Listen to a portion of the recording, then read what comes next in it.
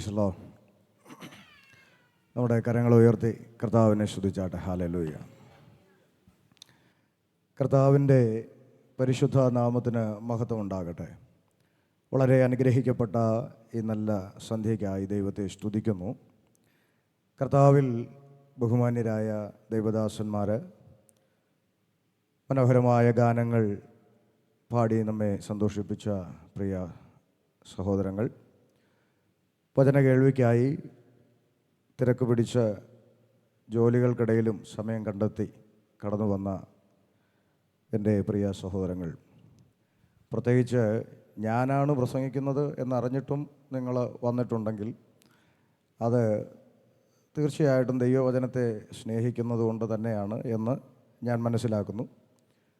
അങ്ങനെ കടന്നു വന്ന പ്രിയ സഹോദരങ്ങളെ നന്ദിയോടെ ഓർക്കുന്നു. ദൈവം നിങ്ങളെ അനുഗ്രഹിക്കട്ടെ. മുഖവുരകൾക്ക് ഇന്ന് സമയം പോരാ. കാരണം 8 മണിക്ക് വചന ശുശ്രൂഷ തുടങ്ങണമെന്ന് ഇവിടെ പ്ലാനിങ് ഒക്കെ ആയിരുന്നെങ്കിലും ഞാൻ വിചാരിച്ചു നാട്ടിൽ മാത്രമാണ് ഈ 1-ാം ദിവസം ഇങ്ങനെ പോകുന്നതെന്നാണ്. ഇവിടെ എല്ലായിടത്തും 1-ാം ദിവസം ഇങ്ങനെ തന്നെ ആയിരിക്കും. അപ്പോൾ അതുകൊണ്ട് മുഖവുരകൾ എടുക്കുന്നില്ല. ഇന്ന് രാത്രിയിൽ നിശ്ചയിക്കപ്പെട്ട സമയത്തിൽ നമ്മൾ വചന ശുശ്രൂഷ കൃത്യമായി അവസാനിക്കുകയും ഒടുവിലായി പാട്ടുപാടി ആരാധിക്കാനുള്ള സമയം ഇന്ന് എടുക്കുന്നില്ല. ഇന്ന് അത്രയും സമയം നമ്മൾ വചനം സംസാരിച്ച് ശാന്തമായി പ്രാർത്ഥിച്ച് അവസാനിപ്പിക്കും. ഇന്ന് നമ്മൾ ചിന്തിക്കുന്ന വേദഭാഗം തന്നെ ആയിരിക്കും തുടർന്ന് ഇന്നും നാളെയുമായി നമ്മൾ വചനം പഠിക്കുകയാണ്. അപ്പോൾ നാളെ നമുക്ക് 8 മണിക്ക് തന്നെ ദൈവം അനുവദിച്ചാൽ മെസ്സേജ് ആരംഭിക്കുകയും പ്രാർത്ഥിച്ച് പാടി ആരാധിച്ച് സന്തോഷത്തോടെ കടന്നു പോകാനിടയെ അങ്ങനെ ഒരു ക്രമീകരണമാണ് ചിന്തിക്കുന്നത്. ദൈവം നമ്മെ അനുഗ്രഹിക്കട്ടെ. ഈ ദൈവസഭയുടെ ചുമതല വഹിക്കുന്ന കർത്താവിൻ്റെ ദാസൻ പ്രിയ ജോയ് പാസ്റ്റർ, ഞാൻ 2018 ബഹ്റിനിൽ ഇതിനു മുമ്പ് വന്നത്.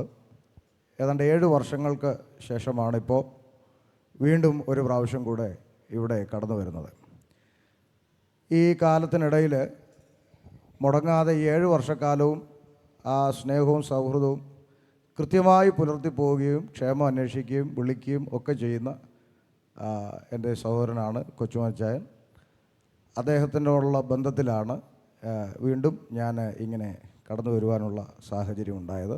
ദൈവം അദ്ദേഹത്തെയും അനുഗ്രഹിക്കട്ടെ. നമുക്കിന്ന് രാത്രി ദൈവവചനത്തിൽ നിന്ന് ധ്യാനിക്കുവാനായിട്ടുള്ള സമയം വേർതിരിക്കുകയാണ്.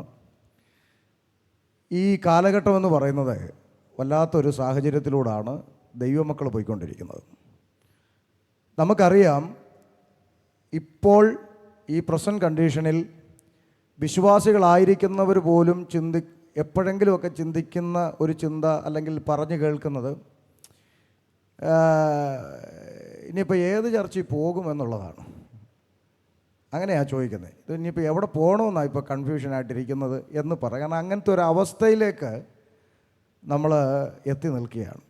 അപ്പോൾ എവിടേക്കാണ് ഇതിൻ്റെ പരാജയം, എവിടെയാണ് നമുക്കൊരു മാറ്റം വരേണ്ടത് എന്ന നിലയിൽ നമുക്കിന്ന് രാത്രി വളരെ ഗൗരവമേറിയ പല വിഷയങ്ങൾ ഇന്നും നാളെയുമായി വചനത്തിൻ്റെ അടിസ്ഥാനത്തിൽ നമുക്ക് പഠിക്കേണ്ടതായിട്ടുണ്ട്. ഒരർത്ഥത്തിൽ ഈ പേര് ഇങ്ങനെ ഇട്ടത് നന്നായി എന്ന് ഞാൻ ചിന്തിക്കുന്ന കാര്യം, നമുക്കിടയിൽ ഒരു റീസ്റ്റോർ വളരെ ആവശ്യമാണ്. ഒന്നുകൂടെ പണിയപ്പെടേണ്ടത് വളരെ അനിവാര്യമായതുകൊണ്ട് നമുക്ക് വളരെ ഗൗരവമായി മനസ്സിലാക്കേണ്ടുന്ന ചില വിഷയങ്ങളെ സംബന്ധിച്ചാണ് ഇന്നും നാളെയുമായിട്ട് കർത്താവ് അനുവദിച്ചാൽ നമ്മൾ ധ്യാനിക്കുവാനും പഠിക്കുവാനുമായിട്ട് പോകുന്നത്. വളരെ പ്രാർത്ഥനയോടെ ദൈവസന്നിധിയിലിരിക്കാം. ഈ ഇൻഡിപെൻഡൻ്റ് ചർച്ചസുകൾ മീറ്റിങ്ങിനൊക്കെ ക്ഷണിക്കുമ്പം പ്രത്യേകിച്ചൊരു ചെറിയ നെഞ്ചെടുപ്പൊക്കെ ഉണ്ടാകാറുണ്ട്. കാര്യം നമ്മൾ വർഷങ്ങളായിട്ട് ഒരു നിലപാട് പിന്തുടർന്നു പോയി അതിൻ്റെ പേരിൽ പല ശത്രുക്കളെ ഉണ്ടാക്കിയൊക്കെ ജീവിക്കുന്ന ഒരു മനുഷ്യനാണ് ഞാൻ. അപ്പോൾ ആ നിലപാടുകളൊക്കെ ഇല്ലാതെ നമ്മൾ അബദ്ധത്തിൽ എവിടെയും ചെന്ന് കയറിക്കഴിഞ്ഞാൽ ബുദ്ധിമുട്ടുണ്ടാകുമെന്നുള്ളത് കൊണ്ട് അങ്ങനെ ഇൻഡിപെൻഡൻ്റ് ചർച്ചുകൾ നമുക്ക് കുറേ കാഴ്ചപ്പാടുകളുണ്ടല്ലോ. നമ്മൾ പണ്ടേ പാരമ്പര്യക്കാരായ IPC, AG church of God Sharon എന്നൊക്കെ ചിന്തിക്കുന്നിടത്ത് അതിൻ്റെ ഇടയിലൊരു.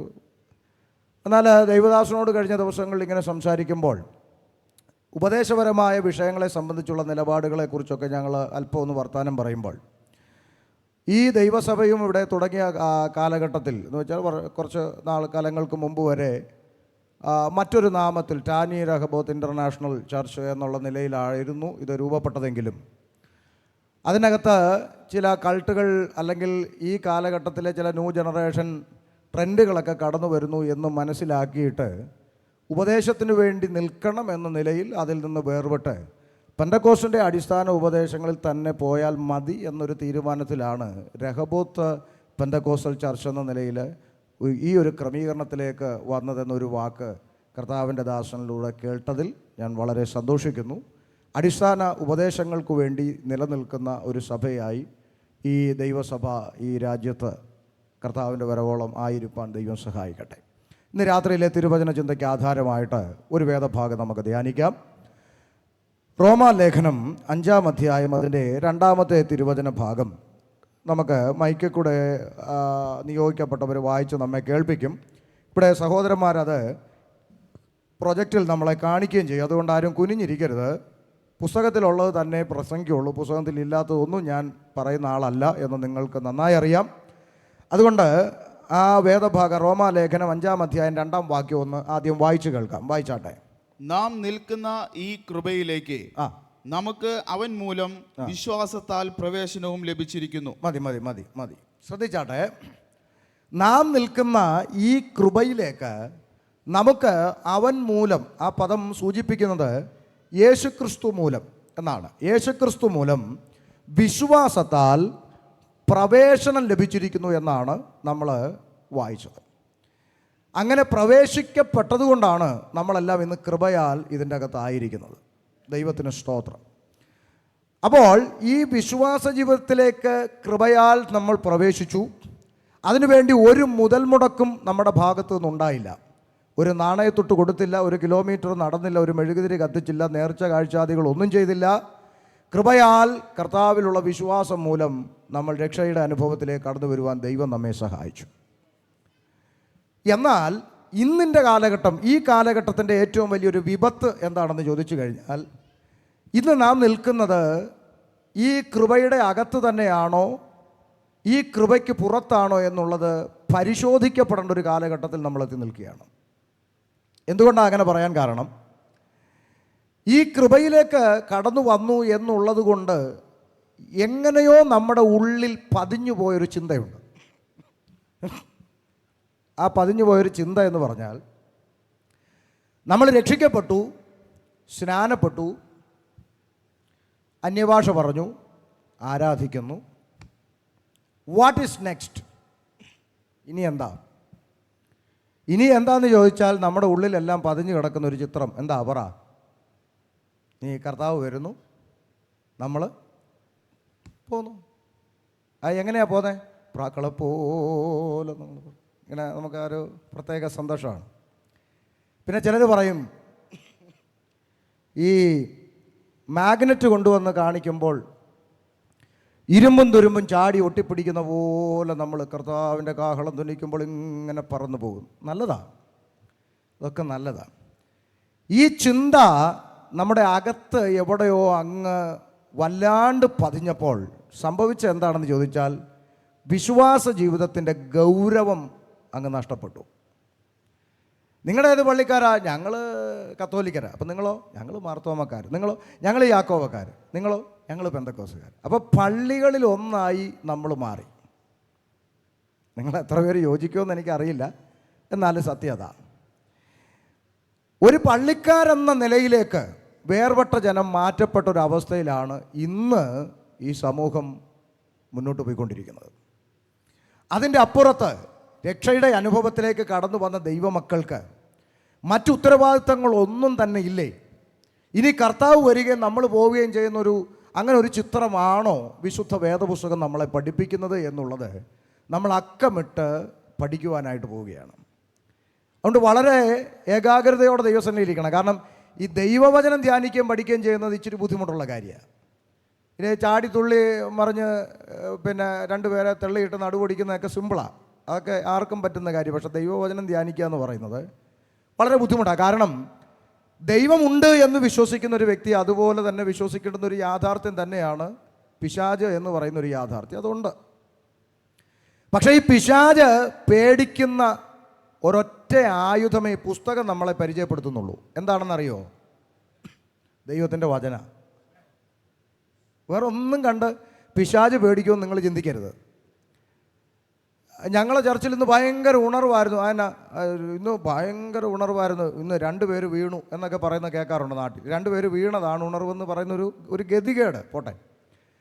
പക്ഷേ ഞങ്ങളുടെ ചർച്ചിൽ ഇന്ന് ഒരമ്മച്ചിയുടെ മുട്ടിൻ്റെ മുഴ അങ്ങ് മാറി. നല്ല കാര്യമാണ്, മുഴ മാറിയ അമ്മച്ചിക്ക് സന്തോഷം. ഇതൊന്നും കണ്ട് ആര് പേടിക്കുന്നില്ല? പിശാച് പേടിക്കുന്നില്ല.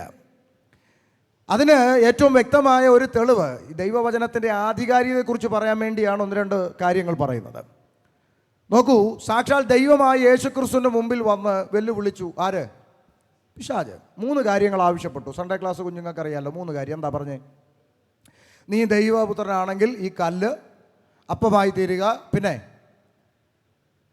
ഗോപുരത്തിൻ്റെ മുകളിൽ നിന്ന് താഴേക്ക് ചാടുക, പിന്നെന്താ, ജസ്റ്റ് എന്നെ ഒന്ന് വീണ് നമസ്കരിച്ചാൽ ഇതിൻ്റെ എല്ലാ ബുദ്ധിമുട്ടും ക്ലേശങ്ങളും എല്ലാം മാറി. ഇപ്പോഴത്തെ ന്യൂ ജനറേഷൻ ഭാഷയിൽ പറഞ്ഞാൽ ഇൻസ്റ്റൻറ്റ് വിടുതലാണ്, അല്ലേ? ബട്ട് 1 കണ്ടീഷൻ, ഒന്ന് നമസ്കരിക്കണം. Okay, fine. ഈ 3 കാര്യം പിശാച് യേശുവിനോട് ആവശ്യപ്പെട്ടു. എൻ്റെ ചോദ്യം നിങ്ങളോട്, നമ്മൾ ഒരുമിച്ച് പഠിക്കുവാണല്ലോ, എൻ്റെ ചോദ്യം നിങ്ങളോട്, പിശാച് യേശുവിനോട് ആവശ്യപ്പെട്ട ഈ 3 കാര്യങ്ങൾ അത്ഭുതമാണോ അല്ലയോ? എന്തു പറയുന്നു? ആലോചിച്ച് പറയാമോ?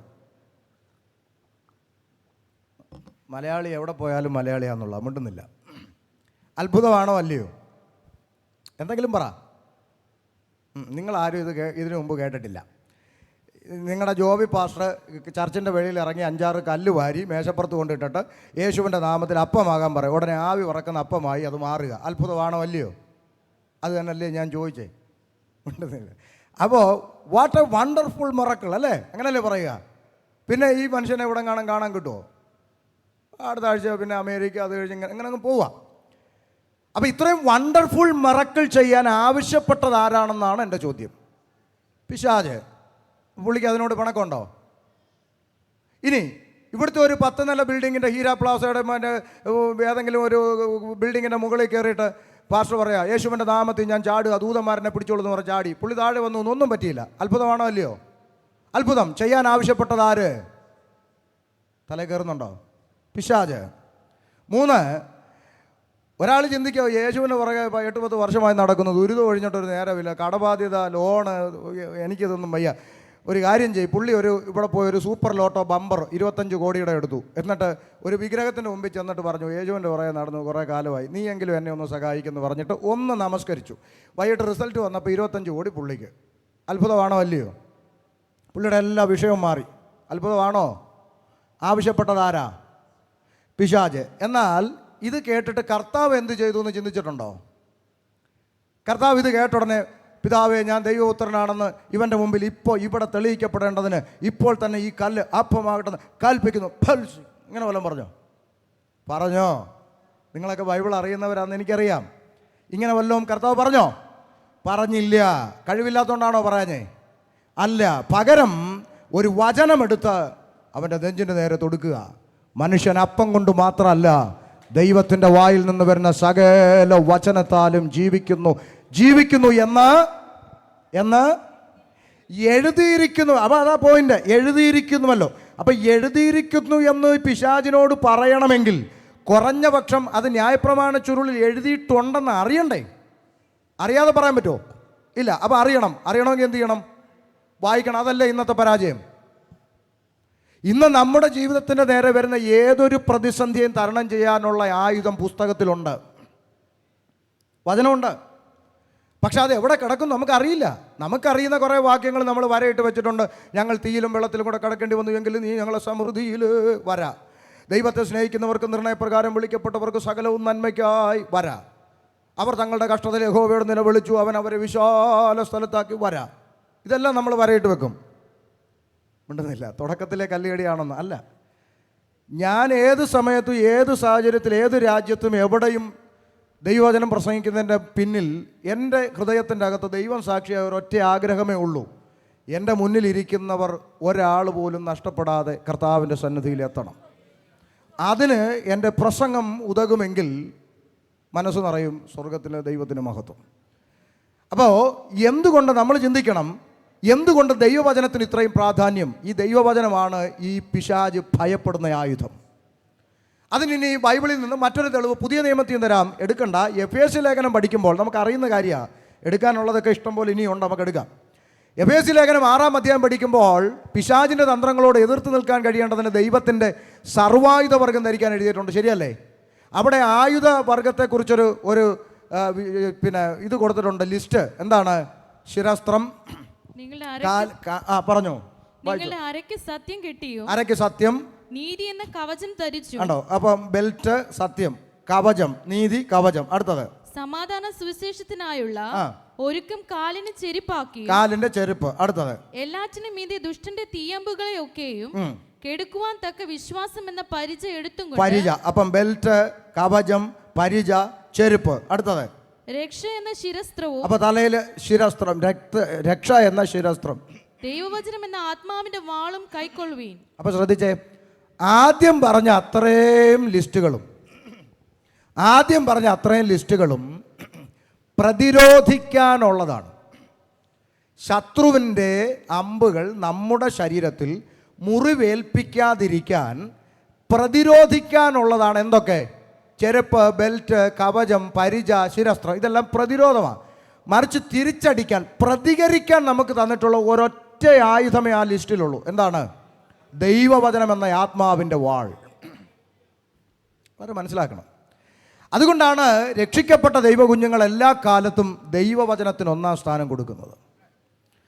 ഈ ദൈവവചനത്തിന് 1-ാം സ്ഥാനം കൊടുക്കാൻ വേണ്ടിയിട്ടല്ലേ എൻ്റെ മുമ്പിലിരിക്കുന്ന നിങ്ങൾ ഓരോരുത്തരും പാരമ്പര്യ സമുദായം വിട്ട് ഇതിലേക്ക് വന്നത്? ആണോ അല്ലയോ? നിങ്ങൾ ചിന്തിക്കേ. മർത്തോമക്കാരെല്ലാം മോശക്കാർ, യാക്കോബക്കാർ മോശക്കാർ, കത്തോലിക്കർ എല്ലാം മോശക്കാർ, പിന്നെ CSIക്കാരെല്ലാം മോശക്കാർ, പെന്തക്കോസുകാർ മാത്രം മിടുക്കന്മാരായോണ്ടാണോ ഇതിനകത്ത് വന്നത്? മനസാക്ഷി തൊട്ട് പറയാണോ? അല്ല. ഇൻ്റർനാഷണൽ കള്ളന്മാർ ഇതിൻ്റെ അകത്തും മിണ്ടുന്നില്ല. ഇല്ലേ? നമ്മുടെ ഇടയിൽ ഇല്ലേ? ഉണ്ടല്ലോ. നമുക്കെല്ലാം നല്ലതും തീയതും നാട്ടിലെല്ലായിടത്തും ഉള്ള പോലെ നമ്മുടെ ഇടയിലും ഉണ്ട്. നമുക്കിതൊക്കെ ലോകം അറിയുന്ന കാര്യങ്ങളാണ്, അതിൽ പ്രശ്നമില്ല. പക്ഷേ നമ്മൾ നീ എന്തിനാടി നല്ലൊരു കുടുംബം വിട്ട് പെന്തിക്കോസി തുള്ളാൻ ഇറങ്ങിയെന്ന് ചോദിച്ചാൽ നമ്മുടെ നാവിൽ ആദ്യം വരുന്ന എന്താ? വചനപ്രകാരം ദൈവത്തെ ആരാധിക്കാനാണ് ഞാൻ വിശ്വാസത്തിലേക്ക് പോയതെന്നാണ് നമ്മൾ പറയുക നാവുകൊണ്ട്. അതേ നമ്മൾ വചനവിരുദ്ധമായ പലതും നാം ഇറങ്ങി വന്നെടുത്ത് നടക്കുമ്പോൾ മൗനം പാലിക്കുന്നു. അപ്പോൾ പിന്നെ എന്തിനാ പള്ളി വിട്ടെ? മനസ്സിലാകുന്നുണ്ടോ എൻ്റെ ചോദ്യം?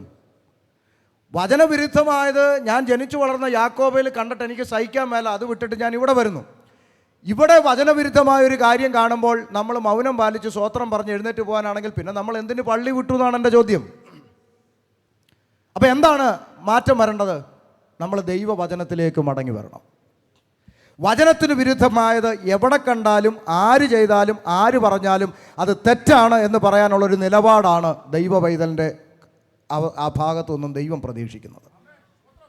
ആ നിലപാട് മതി നമുക്ക്. കുടുംബത്തിൽ ഒരമ്മയുടെ വയറ്റിൽ പിറന്ന സ്വന്തം രക്തബന്ധങ്ങളായ സഹോദരങ്ങളെ ഈ പുസ്തകത്തിന് വേണ്ടി ഉപേക്ഷിക്കാൻ തയ്യാറായ നമുക്ക്, യാതൊരു ബന്ധവും രക്തബന്ധവും നമുക്കില്ലാത്ത ഒരുത്തൻ വചനവിരുദ്ധമായ ഒരു കാര്യം ചെയ്യുമ്പോൾ അവന് കൈയടിച്ചു കൊടുക്കണമെന്ന് എന്താ നിർബന്ധം? പ്രസവിച്ച അമ്മയെ അപ്പനെ വരെ നമ്മൾ ഈ പുസ്തകത്തിന് വേണ്ടി ഉപേക്ഷിച്ചവരില്ലേ ദൈവസഭയ്ക്കകത്ത്? പിന്നെ എന്തിന് നമ്മൾ ഈ കോംപ്രമൈസിന് തയ്യാറാകണം? അപ്പം നമ്മൾ പരിശോധിക്കപ്പെടേണ്ടതും പഠിക്കേണ്ടതും ദൈവവചനത്തിനാണ് 1-ാം സ്ഥാനം കൊടുക്കേണ്ടത്. വചനം വിട്ട ഒരു കളിക്കും ഞാനില്ല എന്ന് തീരുമാനിക്കുന്നിടത്താണ് നമ്മുടെ നിത്യതയുമായി ബന്ധപ്പെട്ട് കിടക്കുന്നത്. Price the Lord. അതുകൊണ്ടാണ് വചനത്തിന് നമ്മൾ 1-ാം സ്ഥാനം കൊടുക്കുന്നത്. ഈ അടുത്ത കാലത്ത് ഒരു പുരോഹിതൻ പള്ളിയിലച്ചൻ പറഞ്ഞ ഒരു സ്റ്റേറ്റ്മെൻ്റ് കൂടെ പറഞ്ഞേച്ച് ഞാൻ ഈ വിഷയത്തിലോട്ട് അങ്ങ് പ്രവേശിക്കാം. പള്ളിയിലച്ചൻ പറഞ്ഞത് ഇങ്ങനെയാണ്: ഈ പെന്തക്കോസ്തുകാർ എന്തോ പറഞ്ഞാലും ഉടനെ എന്തെടുത്തോണ്ട് വരും? ബൈബിൾ എടുത്തുകൊണ്ട് വരും. ബൈബിളിലുണ്ടോ. എന്നിട്ട് അദ്ദേഹം പറഞ്ഞു, ഇവന്മാർക്ക് ഇതിങ്ങനെ പിടിച്ചുകൊണ്ട് ചുമന്നുകൊണ്ട് നടക്കാൻ വേണ്ടി ഈ പെന്തിക്കോസുകാർക്ക് ഈ പുസ്തകം കൊടുത്തത് തന്നെ ഞങ്ങളുടെ പിതാക്കന്മാരാണ്. നിങ്ങൾ കേട്ട് കാണും, സോഷ്യൽ മീഡിയയിലൊക്കെ ഒരച്ഛൻ പറഞ്ഞതാണ്. ഞാൻ അദ്ദേഹത്തെ ബഹുമാനിക്കുന്നു. കാരണം അദ്ദേഹം പറഞ്ഞതിൽ ഒരു പരിധി വരെ സത്യമുണ്ട്. എന്താ സത്യം? എന്നിട്ട് അദ്ദേഹം അതിൻ്റെ വിശദീകരണം പറഞ്ഞ കാര്യം കൂടെ ഞാൻ പറയാം, ശ്രദ്ധിച്ച് കേൾക്കണം. അദ്ദേഹം പറഞ്ഞ വിശദീകരണം: 1-ാം നൂറ്റാണ്ടിൽ അപ്പോസ്തലന്മാരുടെ കാലഘട്ടം മുതൽ മനുഷ്യരുടെ ഇടയിൽ ആശയക്കുഴപ്പങ്ങളുണ്ടായിരുന്നു. സത്യമാണ്.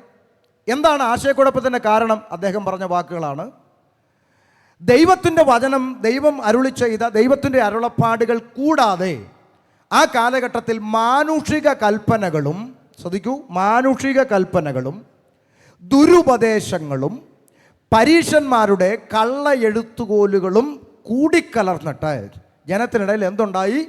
ആശയക്കുഴപ്പമുണ്ടായി. സത്യമാണ്, കർത്താവ് തന്നെ പറഞ്ഞിട്ടുണ്ടല്ലോ മത്തായി സുവിശേഷത്തിൽ, ഈ ജനം അധരം കൊണ്ട് എന്നെ ബഹുമാനിക്കുന്നെങ്കിലും അവർ ഹൃദയം കൊണ്ട് എന്നെ വിട്ട് അകന്നിരിക്കുന്നു. എന്താ കാരണമെന്നാ കർത്താവ് പറഞ്ഞേ? മാനുഷിക കൽപ്പനകളായ ഉപദേശങ്ങളെ അവർ പഠിപ്പിക്കുന്നത് കൊണ്ട് ഈ ജനം എന്നെ വ്യർത്ഥമായി ഭജിക്കുന്നു. അപ്പോൾ മാനുഷിക ഉപദേശമുണ്ട്, പരീശന്മാരുടെ കള്ള എഴുത്തുകോലുകളുണ്ട്, ദുരുപദേശങ്ങൾ. പൗലോസ്ലീഹ എത്ര ശക്തമായിട്ടാണ് ദുരുപദേശങ്ങൾക്കെതിരെ ഈ പുസ്തകത്തിൽ ആഞ്ഞടിച്ചിട്ടുള്ളതെന്ന് വചനം വായിക്കുന്ന എല്ലാ കുഞ്ഞുങ്ങൾക്കും മനസ്സിലാവും. പൗലോസ്ലീഹ പ്രതികരിച്ച പോലെ ഒന്നും ഷമീർ കൊല്ലം ഒന്നും പ്രതികരിക്കാറില്ല കേട്ടോ. അദ്ദേഹം പറഞ്ഞ വാക്കുകളൊക്കെ പ്രതികരിച്ചു കഴിഞ്ഞാൽ ചിലപ്പം ബുദ്ധിമുട്ടുണ്ടാവും. ആ രീതിയിലെ പ്രതികരണം പൗലോസ്ലീഹ നടത്തിയിട്ടുണ്ട്. പോട്ടെ.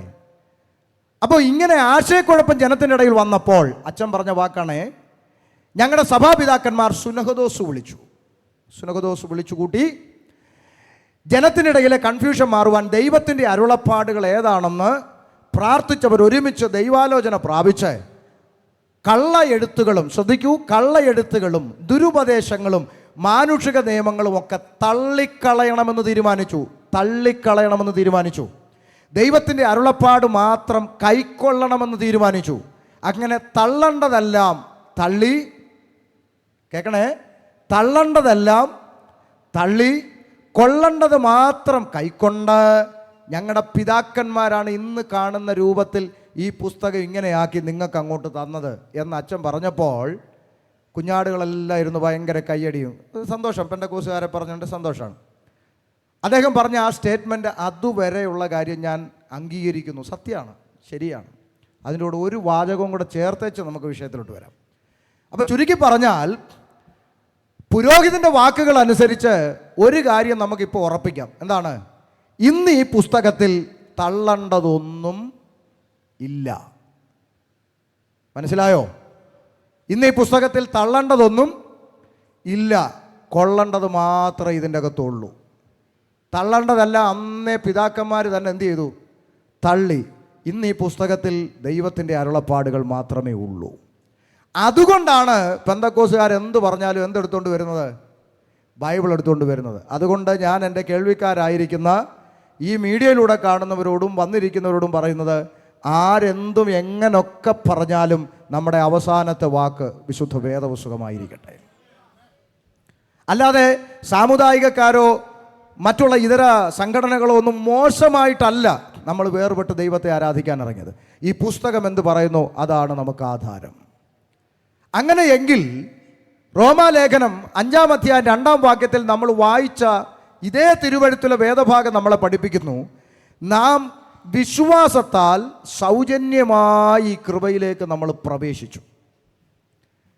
ഇനി കർത്താവ് വരുന്നു, നമ്മൾ പോകുന്നു എന്നാണെങ്കിൽ ശ്രദ്ധിക്കണം, എന്തിനാണ് നമ്മൾ ഈ വിശ്വാസ ജീവിതത്തിലേക്ക് പ്രവേശിച്ചതെന്നും നമ്മൾ പലപ്പോഴും പ്രാർത്ഥിക്കുമ്പോൾ അറിഞ്ഞോ അറിയാതെ പറയുന്നൊരു വാചകമുണ്ട്, കർത്താവേ ഈ വിശ്വാസ ജീവിതത്തിലേക്ക് ദൈവമേ അങ്ങ് എന്നെ കണ്ടില്ലായിരുന്നെങ്കിൽ, വിളിച്ചില്ലായിരുന്നെങ്കിൽ.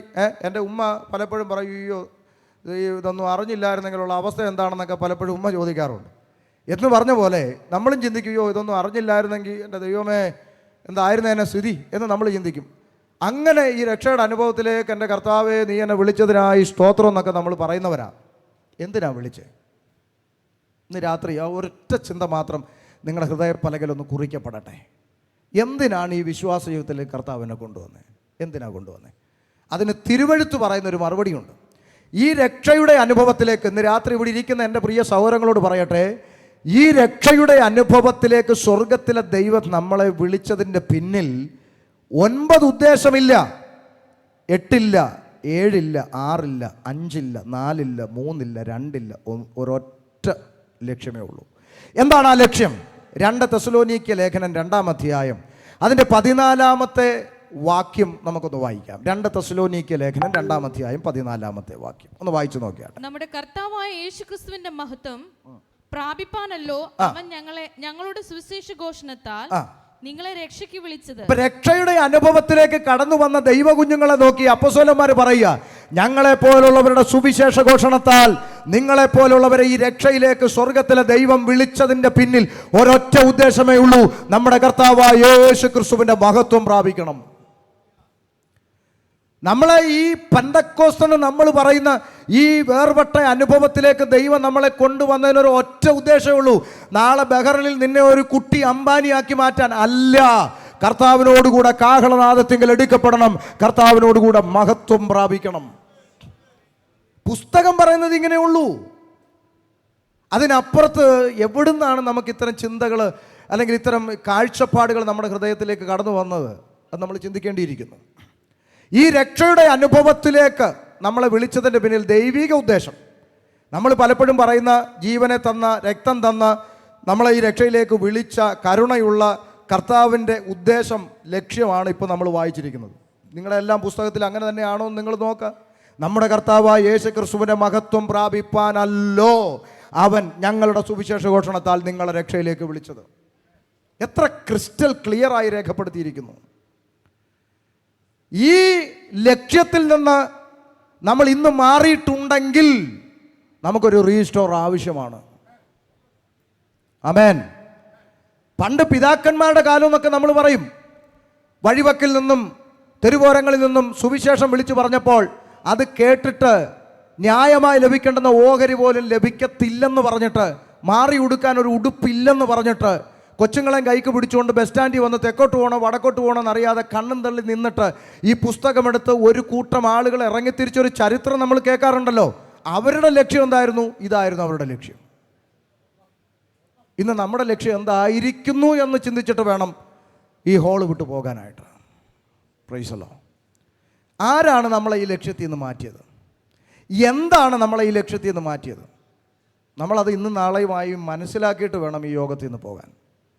കാരണം നമ്മുടെ കർത്താവിൻ്റെ വരവ് ഏറ്റവും ഏറ്റവും ഏറ്റവും വാതിക്കലായി നിൽക്കുകയാണ്. Price the Lord. നമുക്ക് ഈ ഒരു സീലടിച്ച് ചിന്ത നമ്മുടെ അകത്തിരിക്കുന്നത് കൊണ്ട്, ഇനി കർത്താവ് വരും ഞാൻ പോകും എന്നുള്ളത് കൊണ്ട് നമുക്ക് നമ്മുടെ നിത്യതയെക്കുറിച്ച് ചിന്തിക്കാനൊന്നും ഇപ്പോൾ നമുക്ക് എന്തില്ല, നേരമൊന്നുമില്ല. നമുക്കിപ്പോൾ ചിന്ത എന്താ? ഇസ്രായേലിന് എന്ത് സംഭവിക്കും അല്ലേ? നമ്മുടെ കൂലങ്കഷമായ ചർച്ച. അവിടെ ഇനി എന്ത് സംഭവിക്കും? അവിടെ പള്ളി പണിയോ, അവിടെ അടി ഉണ്ടാവുമോ, വെടി ഉണ്ടാവുമോ, ഇനി പശുവിനെ കണ്ടിക്കോ, ചുവന്നതിനെ കണ്ടിക്കോ, കറുത്തനെ. ഇവിടെ അങ്ങ് ഭയങ്കര അന്താരാഷ്ട്ര കൂലങ്കഷ ചിന്തയാണ്. എടാ, ഇന്നല്ലെങ്കിൽ നാളെ ഇസ്രായേലിനോടുള്ള ബന്ധത്തിലൊരു രക്ഷ ദൈവം കരുതിയിട്ടുണ്ടത് അവർക്ക് കിട്ടും. നീയും ഞാനും പോവുമോ മേപ്പോട്ടെ? അത് നമ്മൾ ഈ കാഹളം നാദം മുഴങ്ങും നമ്മൾ ഇങ്ങനെയാണല്ലോ. അങ്ങനെയാണോ ഇന്ന് രാത്രി നമ്മളൊന്ന് പരിശോധിക്കാൻ പോവാം. അപ്പം നമ്മൾ രക്ഷയിലേക്ക് വിളിച്ചതിൻ്റെ ലക്ഷ്യം എന്താണെന്ന് പുസ്തകത്തിൽ നിന്ന് മനസ്സിലായി. ഷമീർ കൊല്ലത്തിൻ്റെ വാക്കുകളൊന്നും ആരും അങ്ങനെ തന്നെ എടുക്കണമെന്ന് ഞാൻ പറയത്തില്ല. പുസ്തകത്തിലാണെങ്കിൽ എടുക്കണം. ഇനി വ്യാഖ്യാനിച്ചു എന്ന് തോന്നിയാൽ നിങ്ങൾ ഒന്നുകൂടെ പ്രാർത്ഥിച്ചിട്ട് എടുത്താൽ മതി. ഞാനിവിടെ വായിക്കുന്ന വേദഭാഗങ്ങളൊന്നും വ്യാഖ്യാനമല്ല, എഴുതപ്പെട്ടിരിക്കുന്ന അതുപോലെ അങ്ങോട്ട് കാണിച്ചു തരിക. അപ്പം നമ്മളെ വിളിച്ചതിൻ്റെ ഉദ്ദേശം എന്താ? ഇനി പറ. നമ്മളെല്ലാം കർത്താവിനോട് കൂടെ എന്ത് ചെയ്യണം? മഹത്വം പ്രാപിക്കണം. അതിനെന്ത് ചെയ്യണം? തൊട്ടടുത്ത വാക്യം ഒന്ന് വായിച്ചേ. ആകയാൽ സഹോദരന്മാരെ. അപ്പോൾ കണ്ടിന്യൂവേഷൻ ആയിട്ട് പറയുക. ആകയാൽ സഹോദരന്മാർ, അതുകൊണ്ട് സഹോദരന്മാരെ നിങ്ങൾ ഉറച്ചു നിന്ന്. കേട്ടോ, നിങ്ങൾ ഉറച്ചു നിൽക്കണം. ദൈവമക്കളെന്ന് പറഞ്ഞേ, മഹത്വം പ്രാപിക്കണമെങ്കിൽ എന്ത് ചെയ്യണം? ഉറച്ചു നിൽക്കണം. പകുതി വഴിക്ക് ഇട്ടേച്ച് പോകുന്നവനൊന്നും മേപ്പോട്ട് പോവുകയല്ലാന്ന്. അയ്യോ ഞാൻ മടുത്തു, എനിക്ക് വേണ്ട, ഓ ഇവന്തിക്കോസ, ഇവന്മാരെല്ലാം കള്ളന്മാർ ആയിക്കോട്ടെ, അതുകൊണ്ട് നിനക്ക് പോകണ്ടേ മേപ്പോട്ട്. നമ്മൾ രക്ഷിക്കപ്പെട്ടത് എന്തിനാ? അപ്പുറത്തെ വീട്ടിലെ പിന്നെ ചാക്കോച്ചൻ സ്വർഗത്തിൽ പോയാൽ എനിക്കും പോകണം. ചാക്കോച്ചൻ പോയില്ലല്ലോ, ഞാനും പോകുന്നില്ല. അങ്ങനാണോ? ആര് പോയില്ലേലും നമ്മുടെ ലക്ഷ്യം എന്താ? ആര് പോയില്ലേലും എനിക്കെൻ്റെ കർത്താവിൻ്റെ മുഖം കാണണം, എനിക്കെൻ്റെ കർത്താവിൻ്റെ അടുക്കലെത്തണം. അതിനുവേണ്ടിയാണ് വില കൊടുത്ത് ഞാൻ ഇറങ്ങി തിരിച്ചതെന്ന ബോധ്യം എല്ലാ കാലത്തും നമ്മെ ഭരിച്ചുകൊണ്ടിരിക്കണം. Price the lord. അതുകൊണ്ട് പറയാം, ആകയാൽ സഹോദരന്മാരെ നിങ്ങൾ എന്ത് ചെയ്യണം? ഒന്ന് ഉറച്ചു നിൽക്കണം. എന്നിട്ട് എന്ത് ചെയ്യണം? പറ. ഞങ്ങൾ അപ്പോസ്തലന്മാർ വാക്കിനാലോ ലേഖനത്താൽ അഥവാ എഴുത്തിനാലോ ഉപദേശിച്ചു തന്ന പ്രമാണങ്ങളെ മുറുകെ പിടിച്ചോണോ. എന്തിന്? മഹത്വം പ്രാപിക്കാൻ. അപ്പൊ ദൈവസഭയ്ക്ക് എന്തുണ്ട്? പറയങ്ങോട്ട്. പ്രമാണമുണ്ട്. ഉണ്ടോ? ഉണ്ട്. ദൈവസഭ കുത്തഴിഞ്ഞ പുസ്തകമല്ല. ദൈവസഭ പ്രമാണമുള്ളതാണ്. എന്ത് പ്രമാണം? വാക്കിനാലും എഴുത്തിനാലും അപ്പോസ്തലന്മാർ നമുക്ക് തന്ന പ്രമാണം. അതാണ് ദൈവസഭയുടെ പ്രമാണം. മനസ്സിലാകുന്നുണ്ടോ? അയ്യോ പാസ്റ്ററെ, ഈ വാക്കിനാലും എഴുത്തിനാലും അപ്പോസ്തലന്മാർ സഭയ്ക്ക് തന്ന പ്രമാണം അതെന്തോ? അത് വാക്കിനാൽ ഉള്ളത് അപ്പോസ്തല പ്രവൃത്തിയിലും എഴുത്തിനാൽ ഉള്ളത് ലേഖനങ്ങളിലും. അതാണ് സഭയുടെ പ്രമാണം. Price the Lord. അതുകൊണ്ടാണ് വചനം പഠിപ്പിക്കുന്ന ദൈവദാസന്മാർ പറയുന്നത് ഈ ലേഖനങ്ങളെന്ന് പറഞ്ഞാൽ ദൈവസഭയ്ക്ക് നൽകപ്പെട്ട നിധി കുടങ്ങൾ.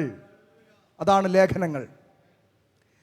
ഞാൻ വിശ്വാസികളോട് പറയും, ഏതൊരു പ്രതിസന്ധിയിലും പിടിച്ചു നിൽക്കാനുള്ളൊരു കൃപ വേണോ, നിങ്ങൾ ലേഖനം പഠിച്ചാൽ മതി. അത്ര മനോഹരമായ പഥ്യ ഉപദേശങ്ങളാണ് ലേഖനങ്ങളിൽ കിടക്കുന്നത്.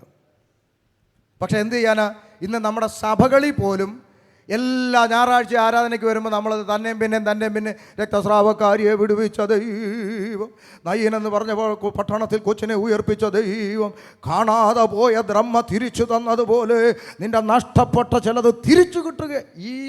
ഇത് വിട്ടങ്ങോട്ട് പോണില്ല ഇവന്മാർ. അത് ഒരു കാലം ഉപവാസ പ്രാർത്ഥനയായിരുന്നു. ദാവീദും ഗോലിയാത്തും തന്നെയും പിന്നെ 5 കല്ലും കവണയും ഇത് അടിച്ചടിച്ച് എത്ര വട്ടം ഗോലിയാത്ത് ചാത്തു. എന്നിട്ടും ഇതിനൊന്നും ഒരു മാറ്റം വരുന്നില്ല. ഒന്ന് ശ്രദ്ധിച്ചാട്ടെ, ലേഖന പഠനങ്ങളിലേക്ക് വിശ്വാസികൾ തിരിയേണ്ട കാലം അതിക്രമിച്ചു. സ്തോത്രം. ഞാൻ തമാശയല്ല ഇവിടെ പറയുന്നത്, നിങ്ങളുടെ നിത്യതയ്ക്ക് വേണ്ടിയിട്ടുള്ള കാര്യമാണ് പറയുന്നത്. ഒരു രാജ്യം വിട്ടൊരു രാജ്യത്ത് വന്ന് നിങ്ങളുടെ മുമ്പിൽ അത്യാവശ്യം കിട്ടിയ സമയത്ത് 10 മിനിറ്റ് കൊണ്ട് നിങ്ങളെ ഒന്ന് സ്പ്രിങ്ങേലാക്കിയിട്ട് പോകാനൊന്നും അറിയാത്തത് കൊണ്ട് അബദ്ധം പറയുന്നതല്ല. 23 വർഷമായി ഇതിൻ്റെ ഇടയ്ക്ക് കിടന്ന് കണ്ടും കേട്ടും പഠിച്ച് എനിക്ക് സ്പ്രിങ്ങേലാക്കാൻ അറിയാം. തൊണ്ടയ്ക്കകത്ത് മാക്രി വെച്ചിരിക്കുന്ന പോലെ എന്ന് പറഞ്ഞൊക്കെ പെരുപ്പിക്കാൻ എനിക്കറിയാം. പക്ഷെ നിങ്ങളെ പറ്റിച്ചുകൊണ്ട് ഇവിടുന്ന് ഒരു 10 രൂപ പറ്റിച്ച് കിട്ടിക്കൊണ്ട് പോയിട്ട് എൻ്റെ കുഞ്ഞുങ്ങളത് അനുഭവിക്കുമെന്ന് ഞാൻ വിശ്വസിക്കുന്നില്ല. പകരം നമ്മൾ കർത്താവിൻ്റെ സന്നിധിയിൽ എത്തണം. നമ്മൾ നഷ്ടപ്പെട്ടവരായി പോകരുത്. അതുകൊണ്ട് പറയുകയാണ്, ദൈവസഭയ്ക്ക് പ്രമാണമുണ്ട്. വാക്കിനാലും എഴുത്തിനാലും നമുക്ക് നൽകപ്പെട്ട പ്രമാണങ്ങളിലാണ് ദൈവസഭ നിലനിൽക്കേണ്ടത്. എന്തിനാണ് ഈ ലേഖനങ്ങൾ? ഇനി ശ്രദ്ധിച്ചോ, കാതലായ വിഷയത്തിലോട്ട് നമ്മൾ കയറാൻ പോവാം. ഈ ലേഖനങ്ങൾ എന്തിനാണ്, ആർക്കാണ്? ഒന്ന് ശ്രദ്ധിച്ചേ. ലേഖനങ്ങൾ അഡ്രസ്സ് ചെയ്തിരിക്കുന്നത് മുഴുവൻ ആരെയാണെന്ന് നിങ്ങളൊന്ന് പരിശോധിച്ചേ. ലേഖനങ്ങളല്ല അഡ്രസ്സ് ചെയ്തിരിക്കുന്ന ആരെയാണ്? ഗലാത്യ സഭയിലെ വിശ്വാസികളായ വിശുദ്ധന്മാർക്ക്, എഫേസ്യ സഭയിലെ വിശുദ്ധന്മാർക്ക്, കൊരിന്ത് സഭയിലെ വിശ്വാസികളായ വിശുദ്ധന്മാർക്ക്, കൊലോസ്യ സഭയിലെ വിശുദ്ധ ഗണത്തിന്. ഈ ലേഖനങ്ങൾ മുഴുവൻ എഴുതപ്പെട്ടത് ആർക്കാ? കർത്താവായ യേശുക്രിസ്തുവിൻ്റെ രക്തത്താൽ വീണ്ടെടുക്കപ്പെട്ടവരും വിളിക്കപ്പെട്ടവരുമായി വിശുദ്ധന്മാർക്കാണ് എഴുതപ്പെട്ടത്. ആണോ? അതെ. ഇന്നാളൊരാൾ പറഞ്ഞു, പിന്നെ കൊരിന്ത്യർക്ക് ലേഖനം എഴുതിയെങ്കിൽ കോഴഞ്ചേരിക്കാർക്ക് എന്തുവാന്ന്. അത് ഓരോ ഉടായ്പ് നോക്കണം. അത് കൊരിന്ത് സഭയിൽ അന്ന് പിന്നെ കുറച്ച് പ്രശ്നക്കാരൊക്കെ ഉണ്ടായിരുന്നു പാസ്റ്ററെ എന്ന് പറഞ്ഞാൽ നമ്മുടെ ഇടയിൽ ഇപ്പോൾ പ്രശ്നക്കാരൊന്നും ഇല്ല. അന്ന് കൊരിന്തിൽ പ്രശ്നക്കാർ. അപ്പം അതുകൊണ്ട് അവർക്ക് വേണ്ടിയിട്ട് അന്ന് എഴുതിയതാണ് കൊരിന്ത്യയിൽ.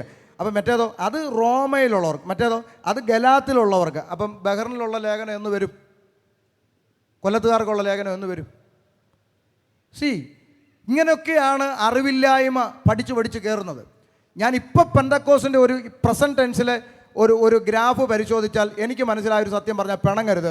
10ാം ക്ലാസ്സിൽ നിന്ന് നേരെ അംഗൻവാടിയിലോട്ട് പോവുക. ഇപ്പോൾ 10ാം ക്ലാസ്സിൽ നിന്ന് നേരെ 11ലോട്ട് പോകേണ്ടതിന് പകരം അംഗൻവാടിയിലോട്ട് പോകുന്ന അവസ്ഥ ഇപ്പോൾ കണ്ടുകൊണ്ടിരിക്കുക. വേദനയുണ്ട്. ഒരു കാര്യം മനസ്സിലാക്കണം. 1 കൊരിന്ത്യ ലേഖനം 1-ാം അധ്യായം 1-ാം വാക്യം വായിച്ചേ.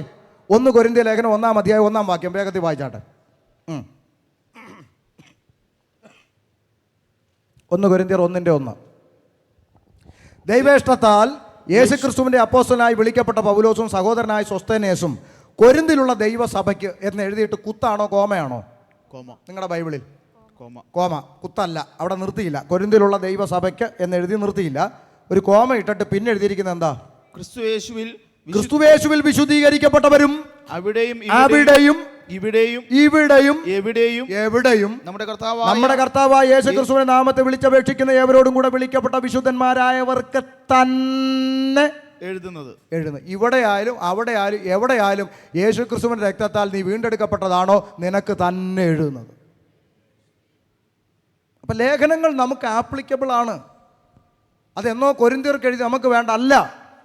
ദൈവസഭയുടെ പ്രമാണങ്ങളാണ് ലേഖനങ്ങൾ എന്ന് പറയുന്നത്. ഇനിയിപ്പോൾ ഇതൊന്നും നമുക്ക് ആവശ്യമില്ല എന്ന് വെക്കുക. രക്ഷിക്കപ്പെട്ടു, സ്നാനപ്പെട്ടു, അന്യഭാഷ പറഞ്ഞു, പിന്നെ കർത്താവ് വരുന്നു, പോകുന്നു, അങ്ങനെയാണെന്നിരിക്കട്ടെ. മേ ബി അങ്ങനെയാണെന്നിരിക്കട്ടെ, ഒരു വാദത്തിന് വേണ്ടി അങ്ങനെയാണെന്നിരിക്കട്ടെ. അങ്ങനെയാണെങ്കിൽ ബൈബിളിൻ്റെ പുസ്തകക്രമം എങ്ങനെ ആയിരിക്കണം നിങ്ങൾ പറ? ബൈബിളിൻ്റെ പുസ്തകക്രമം എങ്ങനെ ആയിരിക്കണം? മത്തായി, മർക്കോസ്, ലൂക്കോസ്, യോഹന്നാൻ. കാരണം ഒരാൾ രക്ഷിക്കപ്പെടാൻ ആവശ്യം എന്തുവാ പറ? സുവിശേഷം 4 ഉണ്ടല്ലോ. സുവിശേഷം ഒന്നേ ഉള്ളൂ, 4 പുസ്തകമായിട്ട് എഴുതി വെച്ചിട്ടുണ്ടല്ലോ. ഉണ്ട്. മത്തായി, മർക്കോസ്, ലൂക്കോസ്, യോഹന്നാൻ. ഇനി ഒരു ഇച്ചിരി അത്ഭുതം അടയാളവും ഒക്കെ ഇല്ലെങ്കിൽ ഒരു ഗുമ്മില്ല. അതുകൊണ്ട് അപ്പസ്തോല പ്രവൃത്തിയും കൊണ്ടിരിക്കട്ടെ. ഇനി കർത്താവ് വരുന്നു, നമ്മൾ പോകുന്നു. അങ്ങനെയാണെങ്കിൽ പിന്നെ എന്തും കൂടെ മതി? വെളിപ്പാടും കൂടെ മതി. ഇതിനിടയ്ക്ക് ലേഖനത്തിൻ്റെ ആവശ്യമുണ്ടോ? ലേഖനം മുഴുവൻ സംസാരിക്കുന്ന ആരോടാ? ഈ അകത്ത് വന്നവനോട് എന്താ പറയുന്നത്? ഗലാത്യ സഭയിലെ വിശ്വാസികളായ വിശുദ്ധന്മാരോട്. ആകയാൽ ജഡത്തിൻ്റെ പ്രവൃത്തികളോ, ദുർനടപ്പ്, അശുദ്ധി, ദുഷ്കാമം, വിഗ്രഹാരാധന, ആഭിചാരം, പക, പിണക്കം, ജാരശങ്ക, ക്രോധം, ശാഠ്യം, ദ്വന്ദ്വപക്ഷം, ഭിന്നത, അസൂയ, മദ്യപാനം, വെറിക്കൂത്ത്, ഈ വക പ്രവർത്തിക്കുന്നവൻ ദൈവരാജ്യം അവകാശമാക്കത്തില്ലെന്ന് ഞാൻ മുമ്പേ പറഞ്ഞതുപോലെ നിങ്ങളോട്. ശ്രദ്ധിക്കൂ, നിങ്ങളോട്. ആരായി നിങ്ങൾ? എന്നാ എടുക്കപ്പെട്ടോ? ആരായി നിങ്ങൾ? നമ്മൾ വിശ്വാസികളായ വിശുദ്ധന്മാരോട് പറയും. ഞാൻ നിങ്ങളോട് പിന്നെയും പറയുന്നു. അപ്പോൾ ഗലാത്യ സഭയിലെ കമ്മിറ്റിക്കാർക്ക് അങ്ങ് ദേഷ്യം വന്നു. അവർ കമ്മിറ്റിക്കാർ ഇരുന്നിട്ട്, താനെന്തോടോ ഞങ്ങൾ ആരാന്നറിയോ? ഞങ്ങൾ രക്ഷിക്കപ്പെട്ട്, സ്നാനപ്പെട്ട്, അന്യഭാഷ പറഞ്ഞ് 2 തമ്പേർ അടിച്ചു പൊട്ടിച്ച് 3-ാമത്തെ കുമ്പനാട്ട് പോയി മേടിച്ച ടീമാണ് ഞങ്ങളോട് പറയുന്നത്. ഇതൊക്കെ ഞങ്ങളോട് പറയാതെ വല്ല പിന്നെ ശങ്കരനോടോ മുഹമ്മദിനോടോ പോയി പറയടോ എന്ന് പറഞ്ഞോ? ഇല്ല, വിശ്വാസികളോടാണ് പറഞ്ഞത്. നിങ്ങൾ രക്ഷിക്കപ്പെട്ടു, സ്നാനപ്പെട്ടു, ഗലാത്യ സഭയിലെ വിശ്വാസി ഗണമായി അകത്തും കയറി. പക്ഷേ ഈ പറഞ്ഞത് നിൻ്റെ അകത്തിരിപ്പുണ്ടെങ്കിൽ ദൈവരാജ്യത്തിൽ നിങ്ങൾ പോകത്തില്ലെന്ന്. അതിനാ പൗലോസിന് അത്രയ്ക്ക് ബോധമില്ലേ? Praise the lord. അവർ രക്ഷിക്കപ്പെട്ടു, സ്നാനപ്പെട്ടു, പിന്നെ അന്യഭാഷ പറഞ്ഞ് ബഹളം വെച്ചു, പള്ളിക്കകത്ത് കയറി തുള്ളിച്ചാടി താഴോട്ട് വീണു എന്നുള്ളതല്ല നിത്യതയുടെ മാനദണ്ഡം. അതിൻ്റെ അപ്പുറത്ത് ഈ വിശ്വാസ ജീവിതം കുഞ്ഞു കളിച്ച് കൊണ്ടുപോകാനുള്ള ഒന്നല്ല. അതിനപ്പുറത്ത് ഗൗരവമായി ചിന്തിക്കേണ്ടുന്ന വിഷയങ്ങൾ ഇതിൻ്റെ അകത്ത് ഉപദേശമായി നൽകപ്പെട്ടിട്ടുണ്ട്. എന്താണ്? 1, വിശ്വാസ ജീവിതത്തിലേക്ക് പ്രവേശിച്ച നമ്മളിൽ നിക്ഷിപ്തമായിരിക്കുന്ന 1-ാമത്തെ ഉത്തരവാദിത്വം, നാം ഇറങ്ങിയ അല്ലെങ്കിൽ നാം പ്രവേശിച്ച, വിശ്വാസത്താൽ പ്രവേശിച്ച ഈ കൃപയിൽ നിലനിൽക്കണം. പാടാ. ഇറങ്ങാൻ എളുപ്പം അല്ലേ? പുതിയ SI ചാർജ് എടുത്ത പോലെ. ചിന്തിച്ചു നോക്കിയേ. ഞാൻ ഇടയ്ക്കിടയ്ക്ക് ഇങ്ങനെ ഇരുന്ന് ഓർക്കും. രക്ഷിക്കപ്പെട്ട കാലം 2002 രക്ഷിക്കപ്പെട്ട സമയം. ആരെ കണ്ടാലും സുവിശേഷം, ആരെ കണ്ടാലും ട്രാക്ട് കൊടുപ്പ്, എന്തുമായിരുന്നു, ഒരു ഫയറായിരുന്നു എന്ന് പറയാം അല്ലേ? പുതിയ SI ചാർജ് എടുത്ത പോലെ ആയിരുന്നു. നിങ്ങളും അതുപോലെ ഒന്ന് ഇപ്പോൾ ഇരുന്നൊന്ന് ആലോചിച്ച് നോക്കി. രക്ഷിക്കപ്പെട്ട ആ ഒരു സമയം, ഇപ്പം ഈ ഇരിക്കുന്ന സമയം. അന്ന് ആവേശമായിരുന്നു, ഇപ്പോൾ പരവേശം. മാറ്റമുണ്ട് നമുക്കല്ലേ? മാറ്റമുണ്ട്. അപ്പം നമ്മൾ രക്ഷിക്കപ്പെട്ട ഇറങ്ങി തിരിച്ച ആ കാലഘട്ടത്തിൽ നിന്ന് ഒരുപാട് ദൂരം നമ്മൾ മുമ്പോട്ട് പോയിരിക്കുമ്പോൾ നമ്മൾ മനസ്സിലാക്കണം, ഈ കൃപയിൽ നമ്മൾ എന്ത് ചെയ്യണം? നിലനിൽക്കണമെന്ന് പറയുന്നൊരു കാര്യം ദൈവവചനം കൃത്യമായിട്ട് നമ്മളോട് ആവശ്യപ്പെടുക. തെളിവുകളിലേക്ക് നമുക്ക് വരാം. ഒരു വാക്യം കൊണ്ടല്ലല്ലോ ഉപദേശം സ്ഥാപിക്കേണ്ടത്. വാക്യങ്ങളുടെ ഒരു നിരയിലേക്ക് നമുക്ക് വരാം. വായിച്ചു. അപ്പോസ്തല പ്രവൃത്തി 13:43. 1, നിലനിൽക്കണം. ഇനി 2-ാമത്തെ ചിന്ത, എന്തിന് നിലനിൽക്കണം? അതൊക്കെ നമുക്ക് പിന്നാലെ ചിന്തിക്കാം, ഇന്ന് നാളെയുമായിട്ട്. ഇപ്പം നിലനിൽക്കണം എന്ന് പറയുന്നത് ഉപദേശമാണോ? വായിക്കേ. പള്ളി പിരിഞ്ഞ ശേഷം യഹൂദന്മാരിലും ഭക്തിയുള്ള യഹൂദ മതാനുസാരികളിലും പലർ പൗലോസിനെയും ബർന്നബാസിനെയും അനുഗമിച്ചു. അവർ അവരോട് സംസാരിച്ചു, ദൈവകൃപയിൽ നിലനിൽക്കേണ്ടതിന് അവരെ ഉത്സാഹിപ്പിച്ചു. അപ്പം നാം സൗജന്യമായി ഈ കൃപയിലേക്ക് പ്രവേശിച്ചെന്ന കുറിവാക്യം. പക്ഷെ പ്രവേശിച്ച കൃപയിൽ നിലനിൽക്കേണ്ടതിന് അവരെ ഉത്സാഹിപ്പിച്ചു. വേണോ? കൃപയിൽ തന്നെയാണോ നമ്മൾ നിലനിൽക്കുന്നത്? Price the Lord. ഇതിപ്പോൾ ഇങ്ങനെ ഒന്നും ഇല്ലേലും നമ്മൾ രക്ഷിക്കപ്പെട്ടല്ലോ, സ്നാനം മുങ്ങിയല്ലോ, മുങ്ങി. സഭ രജിസ്റ്ററിൽ പേരുണ്ടല്ലോ, ഉണ്ട്. അന്യഭാഷ പ്രാപിച്ചോ? അതൊക്കെ ഉണ്ട്. ഇനിയിപ്പോൾ കർത്താവ് വരും, നമ്മൾ പോകും. ഇതിൻ്റെ ഒന്നും ആവശ്യമില്ല. അത്രയ്ക്ക് ബോധമില്ലാത്തവരായിരുന്നോ അപ്പസ്തോലന്മാർ? ഓക്കെ, നമ്മളൊക്കെ വലിയ ഡിഗ്രി പഠിച്ച് മേലെ കയറിയ ആളുകളൊക്കെ ആയിരിക്കാം, സമ്മതിച്ചു. അപ്പസ്തോലന്മാർ അത്രയും വലിയ മോശക്കാരൊന്നും അല്ലല്ലോ. അവർ പഠിപ്പിച്ചതല്ലേ നമ്മൾ ഇന്ന് പഠിച്ച് ഏറ്റവും ടോപ്പിലെത്തിയതൊക്കെ. ഞങ്ങളുടെ നാട്ടിൽ ഒരാളുണ്ട്, ഭയങ്കര പഠിത്തമായിരുന്നു. പഠിച്ച് കയറിയിട്ട് ഇപ്പം വഴി കാണുന്ന പോസ്റ്റിനോടൊക്കെ വർത്താനം പറഞ്ഞ് നടക്കും. നോക്കൂ, ദൈവവചനം കൃത്യമായി പറയാം, ദൈവകൃപയിൽ നിലനിൽക്കേണ്ടതിന് അവരെ ഉത്സാഹിപ്പിച്ചു. ഇനി 14:22 വായിച്ച്. 14:22. വിശ്വാസത്തിൽ നിലനിൽക്കണമെന്നും. ഒരു പദവും കൂടെ ചേർത്ത് അതിന് മുമ്പ് നാം എന്നൊരു പദമുണ്ടല്ലേ? ഉണ്ടോ? വിശ്വാസത്തിൽ നിലനിൽക്കണമെന്നും നാം അനേകം അതെ, അവിടെ വിശ്വാസത്തിൽ നിലനിൽക്കണമെന്നും നാം അനേകം കഷ്ടങ്ങളിൽ കൂടി ദൈവരാജ്യത്തിൽ കടക്കേണ്ടതാകുന്നു എന്നും പ്രബോധിപ്പിച്ച് ശിഷ്യന്മാരുടെ മനസ്സ് ഉറപ്പിച്ചു പോന്നു. ഈ വാക്യത്തിന്റെ അർത്ഥം എന്താ? നമ്മുടെ ജീവിതത്തിൽ അനേകം കഷ്ടങ്ങൾ വരും. അപ്പോഴും നമ്മൾ എവിടെ നിലനിൽക്കണം? വിശ്വാസത്തിൽ നിലനിൽക്കണം. ആണോ? വചനമാണോ ഇത്? എല്ലാവരുടെയും പുസ്തകത്തിലുള്ള കാര്യമാണോ ഞാൻ ഈ പറഞ്ഞേ? ആണ്. അപ്പം നാം അഥവാ വീണ്ടെടുക്കപ്പെട്ട ദൈവമക്കൾ അനേകം കഷ്ടത്തിലൂടെ പോകണമെന്ന് ദൈവവചനം പറയുമ്പോൾ അപ്പുറത്ത് തങ്കും താരവും വന്നിട്ട് പറയുകയാണ് കഷ്ടമില്ല, അനുഗ്രഹത്തിൻ്റെ കവിഞ്ഞൊഴുക്കാന്ന് പറഞ്ഞാൽ ഈ എഴുതപ്പെട്ടതാണോ സത്യം? അപ്പുറത്ത് പറഞ്ഞു കേൾക്കുന്നതാണോ സത്യം? നിങ്ങൾ പറയണം. നിങ്ങളങ്ങനെ കള്ളത്തരം കാണിച്ചൊന്നും ഇരിക്കണ്ട. ഇതിലേതാ സത്യം എന്നങ്ങ് പറഞ്ഞാൽ മതി. അല്ലാതെ ഷമീർ പാസ്റ്റർ പറയുന്ന പോലെ നിങ്ങളാരും വിമർശിക്കാനൊന്നും പോണ്ട. ഇതിലേതാ സത്യം എന്ന് പറഞ്ഞാൽ മതി. വിമർശനമൊക്കെ എൻ്റെ തലയിലാണല്ലോ, അത് ഞാൻ ഏറ്റോളാം, പോട്ടെ. ഇതിലേതാ സത്യം എന്ന് പറഞ്ഞാൽ മതി. ഈ എഴുതപ്പെട്ട തിരുവചനമാണോ സത്യം? അതോ ഈ തിരുവചനത്തിന് തലയിൽ ചവിട്ടിക്കയറി നിന്ന് പുറത്തൊരാൾ വിളിച്ചു പറയുന്നു രക്ഷിക്കപ്പെട്ട ദൈവമക്കൾ ഒരു കഷ്ടവും ദുരിതവും ഒന്നുമില്ല, അനുഗ്രഹത്തിൻ്റെ ഒഴുക്കിലേക്കാണ്, ഇന്ന് ബെൻസ് ആണെങ്കിൽ നാളെ ഓടിയാണ്, അതിൻ്റെ അപ്പുറത്ത് വേറൊരെണ്ണമാണ് എന്ന് പറയുന്ന ഇതാണോ ശരി എന്ന് മാത്രം പറഞ്ഞാൽ മതി. പറഞ്ഞോ, തിരുവചനമാണ് ശരിയെങ്കിൽ ദൈവമക്കൾ പട്ടുമെത്തയിൽ കിടക്കാൻ വിളിക്കപ്പെട്ടവരല്ല. കഷ്ടത്തിലൂടെയും പ്രതികൂലത്തിലൂടെയും പ്രതിസന്ധിയിലൂടെയും നിന്ദയിലൂടെയും പരിഹാസത്തിലൂടെയും ഉപദ്രവത്തിലൂടെയും കർത്താവിൻ്റെ സന്നിധിയിൽ ദൈവരാജ്യത്തിൽ പ്രവേശിക്കാൻ വിളിക്കപ്പെട്ടവരാണ്. ഇനി തെറ്റിദ്ധരിക്കരുത്. ഈ കഷ്ടം എന്ന് ഷമീർ പാസ്റ്റർ പറഞ്ഞു. എന്താ ഈ കഷ്ടം? നമ്മൾ വിശ്വാസികളെല്ലാം തെണ്ടികളായി ജീവിക്കണമെന്നാണോ ഈ വാക്കിൻ്റെ അർത്ഥം? അല്ല. പിന്നെന്താ ഈ കഷ്ടം? ദൈവസഭയ്ക്ക് അഥവാ ദൈവമക്കൾക്ക് കർത്താവിൻ്റെ വരവ് വരെയും പുസ്തകം അംഗീകരിച്ച് തരുന്ന 2 കഷ്ടമുണ്ട്. പുസ്തകം അംഗീകരിച്ച് തരുന്ന 2 കഷ്ടം. കർത്താവ് പറഞ്ഞു, എൻ്റെ നിമിത്തവും സുവിശേഷ നിമിത്തവും.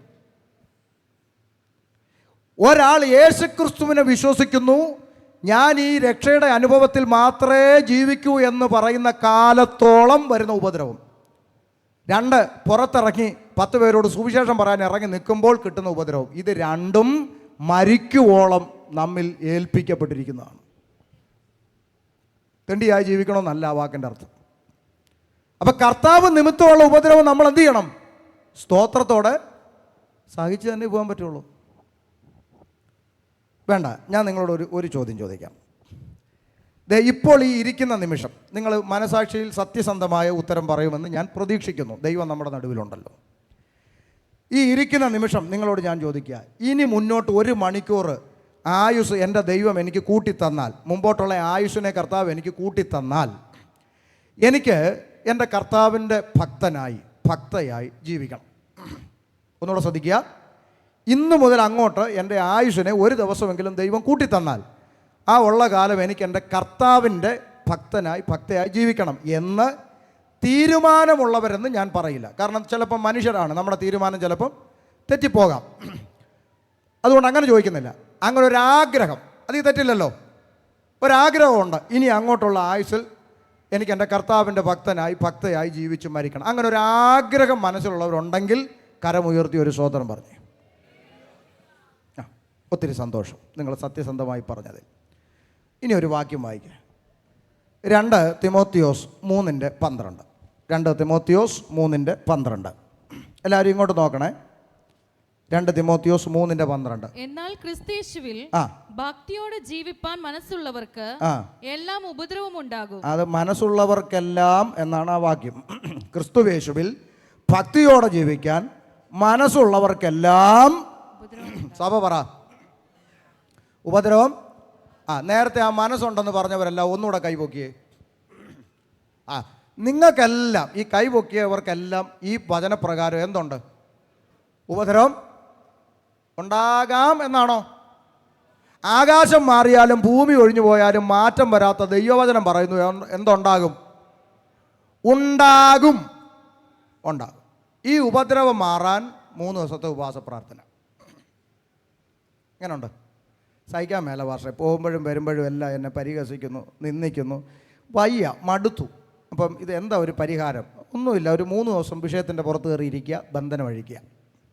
അപ്പം നമുക്ക് ഇരിക്കാം. എന്തിനാ? ഉപദ്രവം മാറാൻ. ചുരുക്കി പറഞ്ഞാൽ ഈ ഉപദ്രവം മാറണമെങ്കിൽ നിങ്ങൾ ഈ വചനത്തിലോട്ട് നോക്കിയാൽ മതി. ഈ വചനപ്രകാരം ഈ ഉപദ്രവം മാറണമെങ്കിൽ എന്താ ഒരു വഴി? നീ വചനത്തിലോട്ട് നോക്കിയെച്ചൊന്ന് പറഞ്ഞേ. ഈ ഉപദ്രവം, ഈ പറഞ്ഞിരിക്കുന്ന ഉപദ്രവം ഒന്ന് മാറണമെങ്കിൽ എന്താ വഴിയെന്ന് ഇതിനകത്ത് നോക്കിയിട്ടൊന്ന് കണ്ടുപിടിച്ചേ. ക്രിസ്തുവേശുവിൽ ഭക്തിയോടെ ജീവിക്കാൻ മനസ്സുണ്ടെങ്കിൽ ഉപദ്രവമുണ്ട്. അപ്പോൾ ഈ ഉപദ്രവം മാറണമെങ്കിൽ എന്ത് ചെയ്യണം? ആ ഭക്തിയോടെ ജീവിക്കാനുള്ള ആ മനസ്സ് ഇന്ന് തന്നെ അങ്ങ് എന്ത് ചെയ്യണം? കളഞ്ഞേക്കണം. അപ്പോൾ ഉപദ്രവം എന്ത് ചെയ്തു? മാറി. മതിയോ? പ്രൈസ് അല്ലാഹ്. എൻ്റെ ദൈവമക്കളെ, വഞ്ചിക്കപ്പെടരുത്. നമ്മൾ പെന്തക്കോസ്റ്റിൽ ഇറങ്ങിയതും ആരാധിക്കാൻ വന്നതും ഇനി ഒരിക്കലും നമുക്കൊരു പ്രതിസന്ധി വരത്തില്ലെന്ന് പറഞ്ഞിട്ടല്ല. അല്ല, നമുക്ക് പ്രതിസന്ധികളെ ഉള്ളൂ, പ്രതികൂലങ്ങളെ ഉള്ളൂ. മനസ്സിലായോ? വടക്കേ ഇന്ത്യയിലൊക്കെ ദൈവദാസന്മാർ ഇന്നും അനുഭവിക്കുന്ന പീഡനങ്ങളും മൃഗീയമായ ക്രൂരകൃത്യങ്ങളും ഒക്കെ അവർ നമ്മളെക്കാൾ മോശക്കാരായതുകൊണ്ട് ഏറ്റുവാങ്ങുന്നതാണെന്നൊന്നും ചിന്തിച്ചേക്കല്ലേ. കരുണയുള്ളത് കൊണ്ട് നമ്മളെ താങ്ങി ദൈവം ഇവിടെ സൂക്ഷിച്ചിരിക്കുന്നു. അത്ര മാത്രമേ ഉള്ളൂ. അതുകൊണ്ട് ഇവിടെ ഈ വടക്കേ ഇന്ത്യയിലെ സംഘികൾ പിന്നെ ദൈവദാസന്മാരെ കയറി അടിക്കുന്നത് പോലെ കേരളത്തിലും ഇപ്പോൾ ഏകദേശമൊക്കെ തുടക്കം ഇട്ടിട്ടുണ്ട്. അപ്പോൾ അതുകൊണ്ട് ഞങ്ങൾ ഇവിടെ ആയതുകൊണ്ട് ഞങ്ങൾക്ക് അങ്ങനെ വരത്തില്ലെന്നൊന്നും ചിന്തിച്ചേക്കല്ലേ. കർത്താവിൻ്റെ വരെ അടുക്കും തോറും ഷമീർ കൊല്ലം വർഷങ്ങൾക്ക് മുമ്പ് സ്റ്റേജിൽ പറഞ്ഞൊരു സ്റ്റേറ്റ്മെൻറ്റ് ഞാൻ ഒന്നുകൂടെ ആവർത്തിക്കുകയായി മീഡിയയുടെ മുമ്പിൽ. ഇവിടെയുള്ള പല ന്യൂ ജനറേഷൻ കൾട്ടുകളും സ്റ്റേജിൽ കയറി നിന്നിട്ട് ഇന്ന് വരെ കണ്ടിട്ടില്ലാത്ത ഒരു അടുത്ത തലത്തിലേക്ക്, ഉണർവിൻ്റെ അടുത്ത മേഖലയിലേക്ക് ഈ പുതിയ വർഷത്തെ ദൈവം കൊണ്ടുവരുവാണെന്ന് പറയുമ്പോഴും അന്ന് ഞാൻ പറഞ്ഞ വാക്ക് ഇന്നും പറയുന്നു.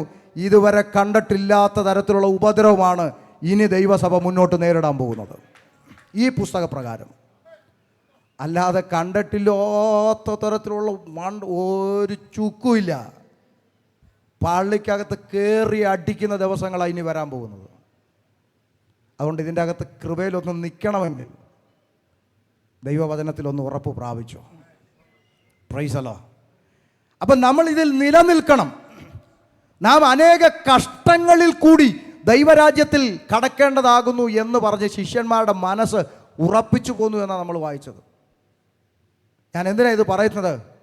ഇന്ന് നമ്മുടെ കമ്മ്യൂണിറ്റിക്ക് അകത്തു നിന്ന് തന്നെ പലരും കഠിനപ്പെട്ട് പിന്മാറ്റത്തിൽ പോവുക. കഠിനപ്പെട്ട് മടുത്തുന്ന്. ഈ പൊളിറ്റിക്സ് കണ്ടും കേട്ടും സഭയ്ക്കകത്തെ പൊളിറ്റിക്സുകളും വചനവിരുദ്ധമായ കാര്യങ്ങളൊക്കെ കലർത്തി ഒരു അവിയൽ പരുവത്തിലായിട്ട് ഇനിയിപ്പോൾ എങ്ങോട്ട് പോകാൻ ഒരു നിവർത്തിയില്ലല്ലോ എന്ന് പറഞ്ഞ് ഒരു പരിധി വരെ അങ്ങ് സഹിച്ചിട്ട് പരിധി വിട്ട് കഴിയുമ്പോൾ ഞാൻ തിരിച്ചു പോവുകയാണെന്ന് പറയുന്ന ഒരു ഗതികെട്ട അവസ്ഥയിലേക്ക് എത്തുന്നത്. ഒരു കാര്യം മനസ്സിലാക്കിക്കോണം. പുസ്തകം നമ്മളോട് നേരത്തെ പറഞ്ഞു തന്നിട്ടുണ്ട്, ഇതെല്ലാം സഹിച്ചു വേണം ദൈവരാജ്യത്തിലേക്ക് പ്രവേശിക്കാൻ. അതുകൊണ്ട് കഠിനപ്പെട്ട് പിന്മാറിപ്പോകരുത്. നാം അറിഞ്ഞ സത്യത്തിൽ അന്ത്യത്തോളം നിലനിൽക്കണം. അതുകൊണ്ട് കൃപയിൽ നിൽക്കേണ്ടതിന് അവരെ ഉത്സാഹിപ്പിച്ചു. നാം വിശ്വാസത്തിൽ നിലനിൽക്കണമെന്ന് പറഞ്ഞു. ഒന്ന് ശ്രദ്ധിച്ചാട്ടെ. അപ്പോൾ ദൈവമക്കൾക്ക് ഉപദ്രവത്തിലൂടെയും കഷ്ടത്തിലൂടെയും ഒക്കെ കടന്നു പോകണമെന്ന് ഇത്ര കൃത്യമായി ദൈവവചനം പറയുമ്പോൾ അതിന് വിപരീതമായി മറ്റൊരുത്തൻ പ്രസംഗിച്ചാൽ അവനെ വേദപുസ്തകം വിളിക്കുന്നത് എന്താണെന്നറിയോ? ഗലാത്യ ലേഖനം 1-ാം അധ്യായം 8-ാമത്തെ വാക്യം വായിച്ചോ. എന്നാൽ ഞാൻ നിങ്ങളോട് അറിയിച്ചതിന് വിപരീതമായി എന്നാൽ ഞങ്ങൾ എന്നാണ്. എന്നാൽ ഞങ്ങൾ നിങ്ങളോട് ഇവിടെ അഡ്രസ് ചെയ്യുന്ന ഞങ്ങൾ അപ്പോസ്തലന്മാർ.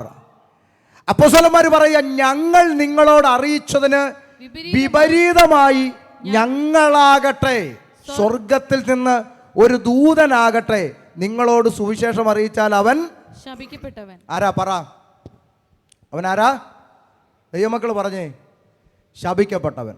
അപ്പൊ അപ്പോസ്തലന്മാർ നമ്മളെ പഠിപ്പിച്ചു, ലോകത്തിൽ നിങ്ങൾക്ക് കഷ്ടം ഉണ്ട്, നാം വിശ്വാസത്തിൽ നിലനിൽക്കണം, അനേക കഷ്ടങ്ങളിൽ കൂടി പോകണം, ക്രിസ്തുവേശുവിൽ ഭക്തിയോടെ ജീവിക്കാൻ മനസ്സുള്ളവർക്കെല്ലാം ഉപദ്രവം ഉണ്ടാകും. റോമാലേഖനത്തിൽ പഠിപ്പിച്ചു, നിങ്ങൾ ക്രിസ്തുവിനോടുകൂടെ തേജസ്കരിക്കപ്പെടണമെങ്കിൽ അവനോടുകൂടെ കഷ്ടം സഹിച്ചാൽ അത്രേ. ഇതെല്ലാം ആര് നമ്മളെ പഠിപ്പിച്ചു? അപ്പോസ്തലന്മാർ പഠിപ്പിച്ചു. ഇതിന് വിപരീതമായി വലിയ അഡ്രസ്സുള്ള ഒരാൾ അപ്പുറത്തെ വലിയ ഹാളിൽ ഓഡിറ്റോറിയത്തിൽ യോഗം നടത്തിയിട്ട് ഇതിന് വിപരീതമായി പഠിപ്പിച്ചാൽ തിരുവചന പ്രകാരം അവൻ ആരാ? നിങ്ങൾ പറ. ഞാൻ പറയുമ്പോഴല്ലേ എല്ലാവരും കൂടെ എൻ്റെ നെഞ്ചത്തോട്ട് കയറുന്നത്. നിങ്ങളെ കൊണ്ട് പറയിക്കുക, പറ. അവൻ ആരാ? ശപിക്കപ്പെട്ടവനാണ്. അപ്പൊ പുതിയ നിയമത്തിൽ ശാപമുണ്ടോ? അതാണ് ഇപ്പോൾ വലിയൊരു സംഭവമായിട്ട് കിടക്കുക, ശാപം. കഴിഞ്ഞ ദിവസം ഒരു വലിയ വിദ്വാൻ പറഞ്ഞു, 3 തലമുറയ്ക്ക് മുമ്പ് ആരാണ്ട് ഒരു പശുവിനെ കൊന്നു. അപ്പോൾ ആ പശു ഗർഭിണിയായിരുന്നു. അപ്പോൾ ആ ഗർഭിണിയായ പശുവിനെ കൊന്നതുകൊണ്ട് 3 തലമുറ കഴിഞ്ഞിട്ടുള്ള കൊച്ചിന് മക്കളില്ല. അപ്പോൾ ആരുടെ ശാപം? പശുവിൻ്റെ. അതാ ഞാൻ നേരത്തെ പറഞ്ഞ 10ാം ക്ലാസ്സിൽ നിന്ന് നേരെ അംഗനവാടിയിലോട്ട് ശാപമുണ്ട് പോലും. ഒന്ന് ശ്രദ്ധിച്ചാട്ടെ, നമ്മൾ ഇന്ന് ആ ഒരു ഭാഗവും കൂടെ ഒന്ന് പഠിച്ചിട്ട് തൽക്കാലം നാളത്തേക്ക് വയ്ക്കാം. ശാപമുണ്ടോ? പുതിയ നിയമസഭയോടുള്ള ബന്ധത്തിൽ എവിടെങ്കിലും ദൈവം ഏതെങ്കിലും ഒരു മനുഷ്യനെ ശപിച്ചതായി നിങ്ങൾ വായിച്ചിട്ടുണ്ടോ? പഴയ നിയമത്തിലെ കാര്യത്തിലോട്ട് വരാം, അവിടെ നിൽക്കട്ടെ. പുതിയ നിയമത്തിൽ ദൈവം ആരെങ്കിലും ശപിച്ചിട്ടുണ്ടോ? ഉണ്ടോ? അറിവിൽപ്പെട്ടോ? ഉണ്ടോ? പുതിയ നിയമത്തിൽ ശാപഗ്രസ്തനാകുന്ന ആളുകളെ കുറിച്ച് പറയുന്നത് ദൈവം ശപിച്ചിട്ടല്ല അവർ ശാപഗ്രസ്തനാകുന്നത്. പിന്നെയോ ദൈവവചനത്തിന് വിപരീതമായ ഉപദേശം പ്രസ്താവിച്ചാൽ അവൻ എന്തിലാകും? ശാപത്തിലാകും. അതിന് ദൈവമല്ല ഉത്തരവാദി. ദൈവം ആരെയും ശപിച്ചിട്ടില്ല. ഇനി പുതിയ നിയമത്തിൽ ശാപം കിട്ടാൻ സാധ്യതയുള്ള ഒരുത്തനുണ്ട്. അതാരെന്നറിയാവോ? യേശു ക്രിസ്തുവിനെ ഉപേക്ഷിച്ചു പോകുന്നവൻ എങ്ങോട്ട് പോകും? പറ. ശാപത്തിലൂടെ. ഇതൊക്കെ പറയുമ്പോൾ ഒത്തിരി ചിന്തനീയമാണ്. നമ്മുടെ പരിചയത്തിലുള്ള ചില സൗരന്മാരുമായിട്ടൊക്കെ ഇങ്ങനെ സംസാരിക്കുമ്പോൾ അവർ ആവേശത്തോട് ആദ്യം പറഞ്ഞത്, യഥാർത്ഥമായി യേശുവിനെ സ്വീകരിച്ചവരാരും യേശുവിനെ എന്ത് ചെയ്യില്ല? ഉപേക്ഷിക്കില്ല എന്നാണ് പറയുന്നത്. അത് നമുക്ക് പിന്നാലെ തെളിയിക്കാം, പറ്റുമോ ഇല്ലയോ എന്നൊക്കെ. തൽക്കാലം നമുക്ക് ഈ ചിന്ത അങ്ങോട്ട് പോട്ടെ. ക്രിസ്തുവേശുവിനെ ഉപേക്ഷിച്ചു പോയാൽ അവൻ എന്തിലാകും? പറ. ശാപത്തിലാകും. തെളിവ് റോമാലേഖനം 9:3. റോമാലേഖനം 9:3 വായിച്ചു. പൗലോസ് പറയുന്ന വാക്കുകൾ. ജഡപ്രകാരം എൻ്റെ ചാർച്ചക്കാരായ എൻ്റെ സഹോദരന്മാർക്ക് വേണ്ടി ഞാൻ തന്നെ ക്രിസ്തുവിനോട് വേർപെട്ടു ശാപഗ്രസ്തനാകുവാൻ ഞാൻ ആഗ്രഹിക്കുന്നു. അല്ലല്ല, ആഗ്രഹിക്കാമായിരുന്നു. ശ്രദ്ധിച്ചേ. ജഡപ്രകാരമുള്ള എൻ്റെ കുടുംബക്കാർക്ക് വേണ്ടി എന്ന് പറഞ്ഞാൽ, ഇന്നത്തെ ഭാഷ പറഞ്ഞാൽ രക്ഷിക്കപ്പെട്ടു, സ്നാനപ്പെട്ടു, പെന്തക്കോസ്തി വന്നു, ഈ രക്ഷയും സ്നാനവും ഇതെല്ലാം സത്യമാണെന്നൊക്കെ എനിക്കറിയാം പാസ്റ്ററെ. പക്ഷേ എനിക്ക് അങ്ങനെ അങ്ങോട്ട് ഇറങ്ങി വരാൻ പറ്റത്തില്ല. കാരണം ഞങ്ങളുടെ രക്തബന്ധങ്ങളെന്ന് പറയുന്നത് പള്ളിയിലച്ചന്മാരും കന്യാസ്ത്രീയും കുടുംബക്കാരും ബന്ധുക്കളൊക്കെ വലിയ അപ്പോൾ അതുകൊണ്ട് ഞങ്ങൾക്കിപ്പോൾ എനിക്കിതൊക്കെ അറിയാം, സത്യമാണെന്നറിയാം. പക്ഷേ അവർക്ക് വേണ്ടിയിട്ട് എനിക്കിപ്പോൾ ഇങ്ങനെ അങ്ങോട്ട് ഇറങ്ങി എന്ന് പറയുന്ന ആളുകളെ നമ്മൾ കാണാറില്ലേ? ഇതുപോലെ പൗലോസ് പറയുകയാണ്, ജഡപ്രകാരം രക്തബന്ധങ്ങളായ സഹോദരങ്ങൾക്ക് വേണ്ടി വേണമെങ്കിൽ എനിക്ക് ക്രിസ്തുവിനെ ഉപേക്ഷിച്ച് എങ്ങോട്ട് പോകാമായിരുന്നു? ശാപഗ്രസ്തനായി പോകാമായിരുന്നു. പക്ഷെ പോയില്ല. അപ്പം ക്രിസ്തുവിനെ ഉപേക്ഷിച്ച് പോയാൽ അവൻ ശാപത്തിൻ്റെ അവസ്ഥയിലേക്കാണ് പോകുന്നതെന്ന് തിരുവചനം പറയുന്നു. അതിന് ഇണവാക്യമായിട്ട് മറ്റൊരു വാക്യം വായിക്കാം. 1 കൊരിന്ത്യർ 16:22. 1 കൊരിന്ത്യർ 16:22. കർത്താവിനെ സ്നേഹിക്കാത്തവൻ ഏവനും ശപിക്കപ്പെട്ടവൻ. അവിടെ എഴുതി നിർത്തിയേക്കുക. കർത്താവിനെ സ്നേഹിക്കാത്ത ഏവനും ശപിക്കപ്പെട്ടവൻ. ഇനി സ്നേഹിക്കുന്നതിൻ്റെ മാനദണ്ഡം എന്താ? കർത്താവേ എനിക്ക് അങ്ങേ എന്ത് ഇഷ്ടമാണെന്നറിയാവോ, ഐ ലവ് യു പപ്പ. അതാണോ സ്നേഹിക്കുന്നതിൻ്റെ മാനദണ്ഡം? കർത്താവിനെ ഒരാൾ സ്നേഹിക്കുന്നതിൻ്റെ മാനദണ്ഡം എന്താ? ഓ യേശു അപ്പാ ഐ ലവ് യു, അതാണോ? ഓ ലവ് യു ലോർഡ് ആണോ? ഇതൊന്നുമല്ല. കർത്താവിനെ ഒരുത്തൻ സ്നേഹിക്കുന്നതിൻ്റെ മാനദണ്ഡം എന്താണെന്ന് വേദപുസ്തകം പറയുന്നത് എന്താ? എന്നെ സ്നേഹിക്കുന്നവർ എൻ്റെ കൽപ്പനകളെ കാത്തുകൊള്ളും. അല്ലേ? കർത്താവിന് എന്നെ സ്നേഹിക്കുന്നു എന്ന് പറയുകയും എൻ്റെ കൽപ്പനകളെ അനുസരിക്കാതിരിക്കുകയും ചെയ്യുന്നവൻ, നിങ്ങൾ വിളിച്ചു, ഞാൻ വിളിച്ചെന്ന് പറയല്ലോ ആരെയും കള്ളനും, തിരുവെഴുത്തിൽ എഴുതിയിരിക്കുന്നു. അപ്പോൾ കർത്താവിനെ സ്നേഹിക്കുന്നതിൻ്റെ മാനദണ്ഡം വചനത്തിൽ നിൽക്കുക എന്നുള്ളതാണ്. കർത്താവിനെ സ്നേഹിക്കാത്തവൻ, അതിൻ്റെ അർത്ഥം എന്താ? വചനം വിട്ട് പോയവൻ. അപ്പോൾ പൗലോസ് പറഞ്ഞ സ്റ്റേറ്റ്മെൻറ്റും ഈ സ്റ്റേറ്റ്മെൻറ്റും കൂടെ ഒന്ന് ചേർത്ത് നോക്ക്. കൃപയിൽ നിന്ന്, വചനത്തിൽ നിന്ന് കർത്താവിനെ ഉപേക്ഷിച്ച് പോയാൽ ഈ രണ്ട് വേദഭാഗവും പഠിപ്പിക്കുന്നവൻ എങ്ങോട്ടാ? ശാപത്തിൽ ശപിക്കപ്പെട്ടവൻ. ഇവിടെയാണ് എൻ്റെ ചോദ്യം. ഈ കർത്താവിനെ സ്നേഹിച്ചും സേവിച്ചും ആരാധിച്ചും ദൈവകൃപയിൽ നിൽക്കുന്ന ദൈവകുഞ്ഞുങ്ങൾക്ക് എവിടുന്നാ ശാപം? പ്രൈസല്ലോ. പിന്നെന്ത് ശാപം ദൈവകുഞ്ഞുങ്ങൾക്കുള്ള? ഒന്നുമില്ല. അപ്പോൾ പിന്നെ ശാപം പിടിക്കാൻ എവിടെ പോകണം? പഴയ നിയമത്തിൽ പോകണം. പഴയ നിയമത്തിൽ എവിടാ ശാപം? ന്യായപ്രമാണത്തിലെ കൽപ്പനകൾ അനുസരിച്ച് ജീവിച്ചാൽ അനുഗ്രഹം, കൽപ്പനകൾക്ക് വിരോധമായി ജീവിച്ചാൽ ശാപം. ഓക്കെ. അപ്പോൾ പിന്നെ ഗലാത്യ ലേഖനത്തിൽ ദൈവത്തിൻ്റെ വചനം പറയുന്നു, ന്യായപ്രമാണത്തിൻ്റെ ശാപത്തിൽ നിന്നും ക്രിസ്തു നമ്മെ വിലയ്ക്ക് വാങ്ങി. ന്യായപ്രമാണത്തിൻ്റെ ശാപത്തിൽ നിന്ന് ക്രൂശ് മരണത്താൽ നമ്മൾ എന്ത് ചെയ്തു? വിടുവിക്കപ്പെട്ടു. അപ്പോൾ യേശു ക്രിസ്തുവിൻ്റെ ക്രൂശ് മരണം കൊണ്ട് തീരാത്ത ശാപമാണ് ശാപം മുറിക്കുന്ന ആളുകൾ മുറിക്കാൻ നടക്കുന്നത്. അപ്പോൾ കർത്താവിനേക്കാളും വലിയ പുള്ളികളാണ്. കർത്താവിന് ക്രൂശി പറ്റിയില്ല, ഇച്ചിരി പുള്ളിക്ക് നടന്നില്ല, അതുകൊണ്ട് ഞങ്ങളെ ഏൽപ്പിച്ചേക്കുക. മനസ്സിലാവുന്നുണ്ടോ? ഇനി ജനത്തെ തെറ്റിദ്ധരിപ്പിക്കാൻ വേണ്ടി ഇവരെല്ലാം പ്രയോഗിക്കുന്നൊരു വാക്യം കൂടെ ഉണ്ട്. വെളിപ്പാട് പുസ്തകം 22:3 വായിച്ചോ. വെളിപ്പാട് പുസ്തകം 22:3. യാതൊരു ശാപവും ഇനി ഉണ്ടാകയില്ല. ഈ വാക്യം യാതൊരു ശാപവും ഇനി ഉണ്ടാകയില്ല. പോയിന്റ് ശ്രദ്ധിച്ച്, യാതൊരു ശാപവും ഇനി ഉണ്ടാവുകയില്ല. എന്താ അതിൻ്റെ അർത്ഥം? വെളിപ്പാട് 22 പറയുന്നത് യാതൊരു ശാപവും ഇനി ഉണ്ടാവുകയില്ല. അപ്പം അതിൻ്റെ അർത്ഥം വെളിപ്പാട് 22 എത്തുന്നത് വരെ എന്തുണ്ട്?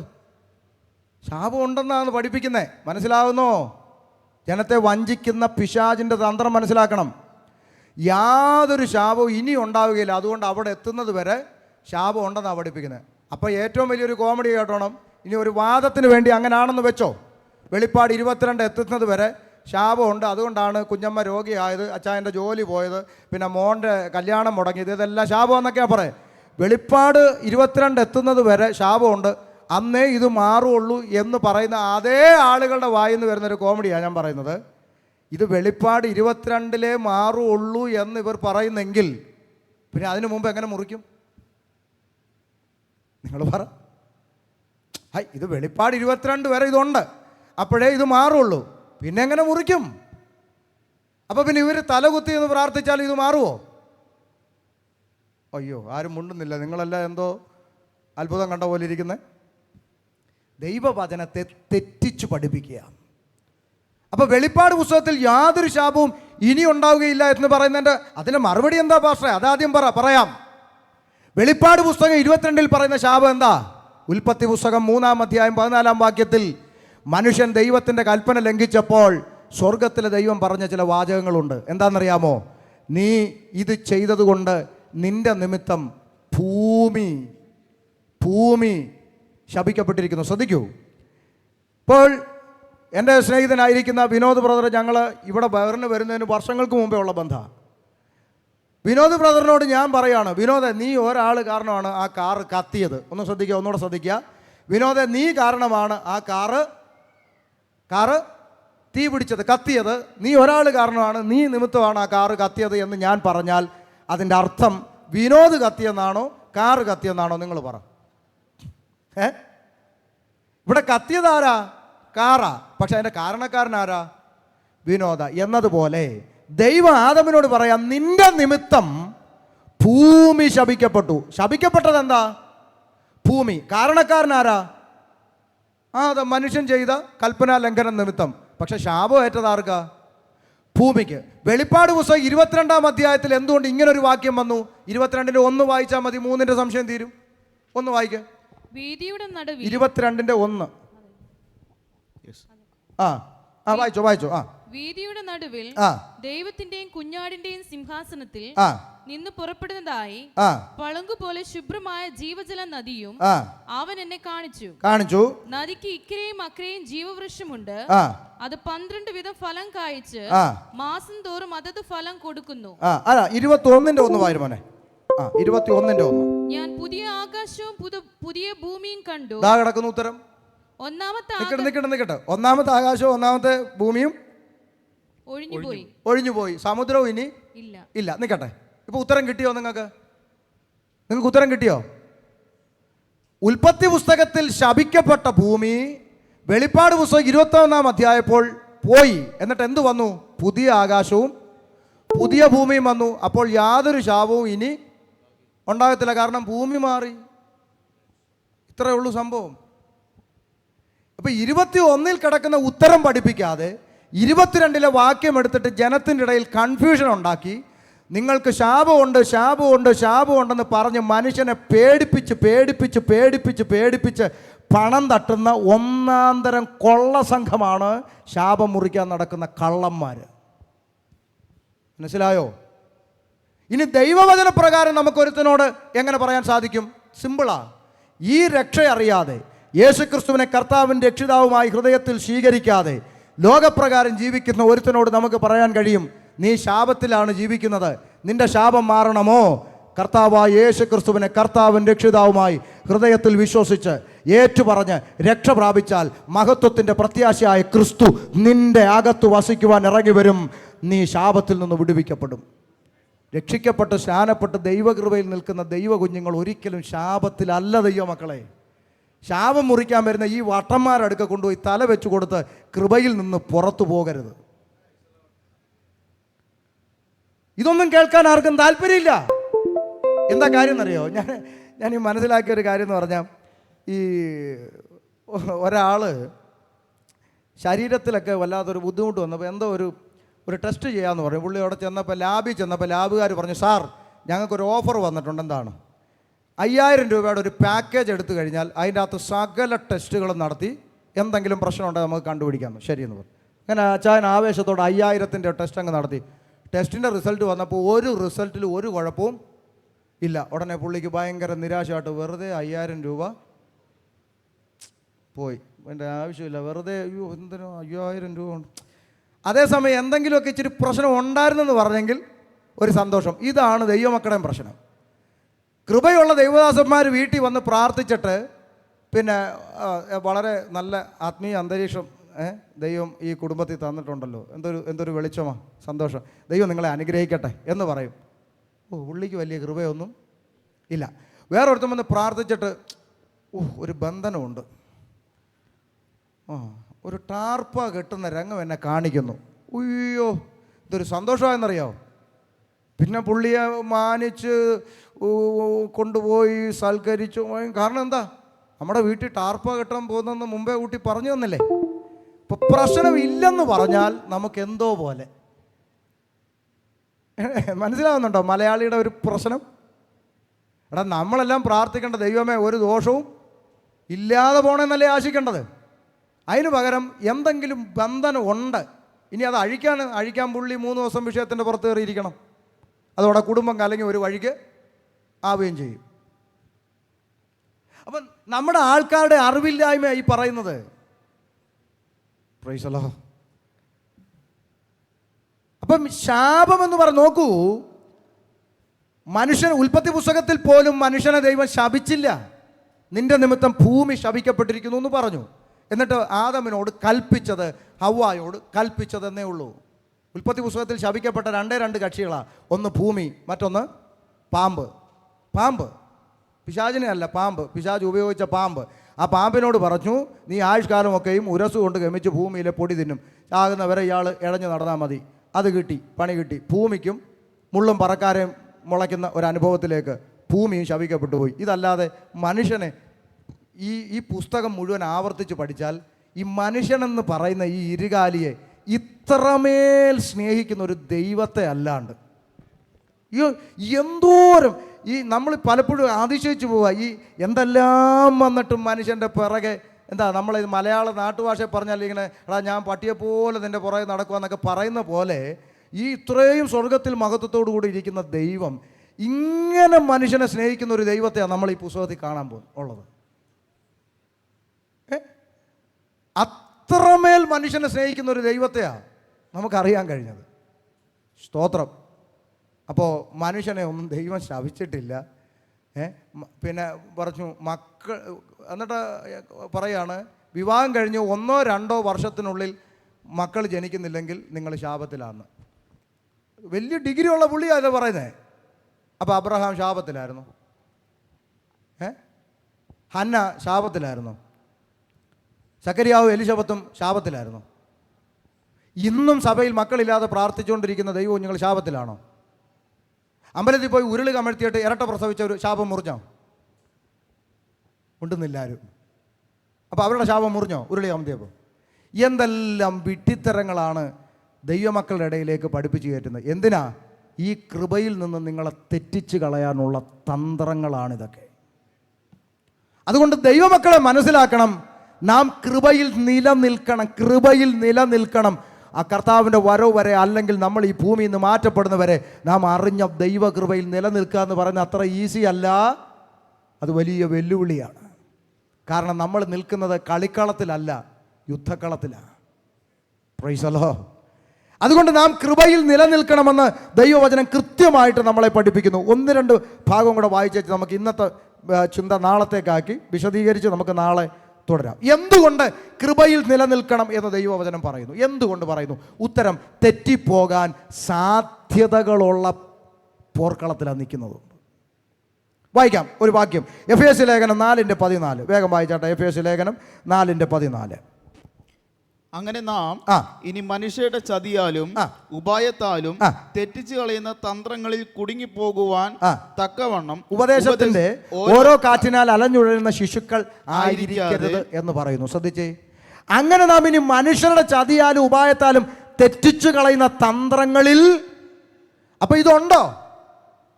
മനുഷ്യന്റെ ചതി, ഉപായം, വഞ്ചന, ഇതെല്ലാം നമ്മളെ എന്ത് ചെയ്യുമെന്ന് തെറ്റിച്ച് കളയാനുള്ള മുന്നറിയിപ്പ് തരുക. തെറ്റിച്ച് കളയാൻ സാധ്യതയുള്ളത് കൊണ്ട് നിങ്ങൾ ഉപദേശത്തിൻ്റെ ഓരോ കാറ്റിനാൽ അലഞ്ഞുഴലുന്ന ശിശുക്കളായിരിക്കരുത്. ശ്രദ്ധിച്ചു.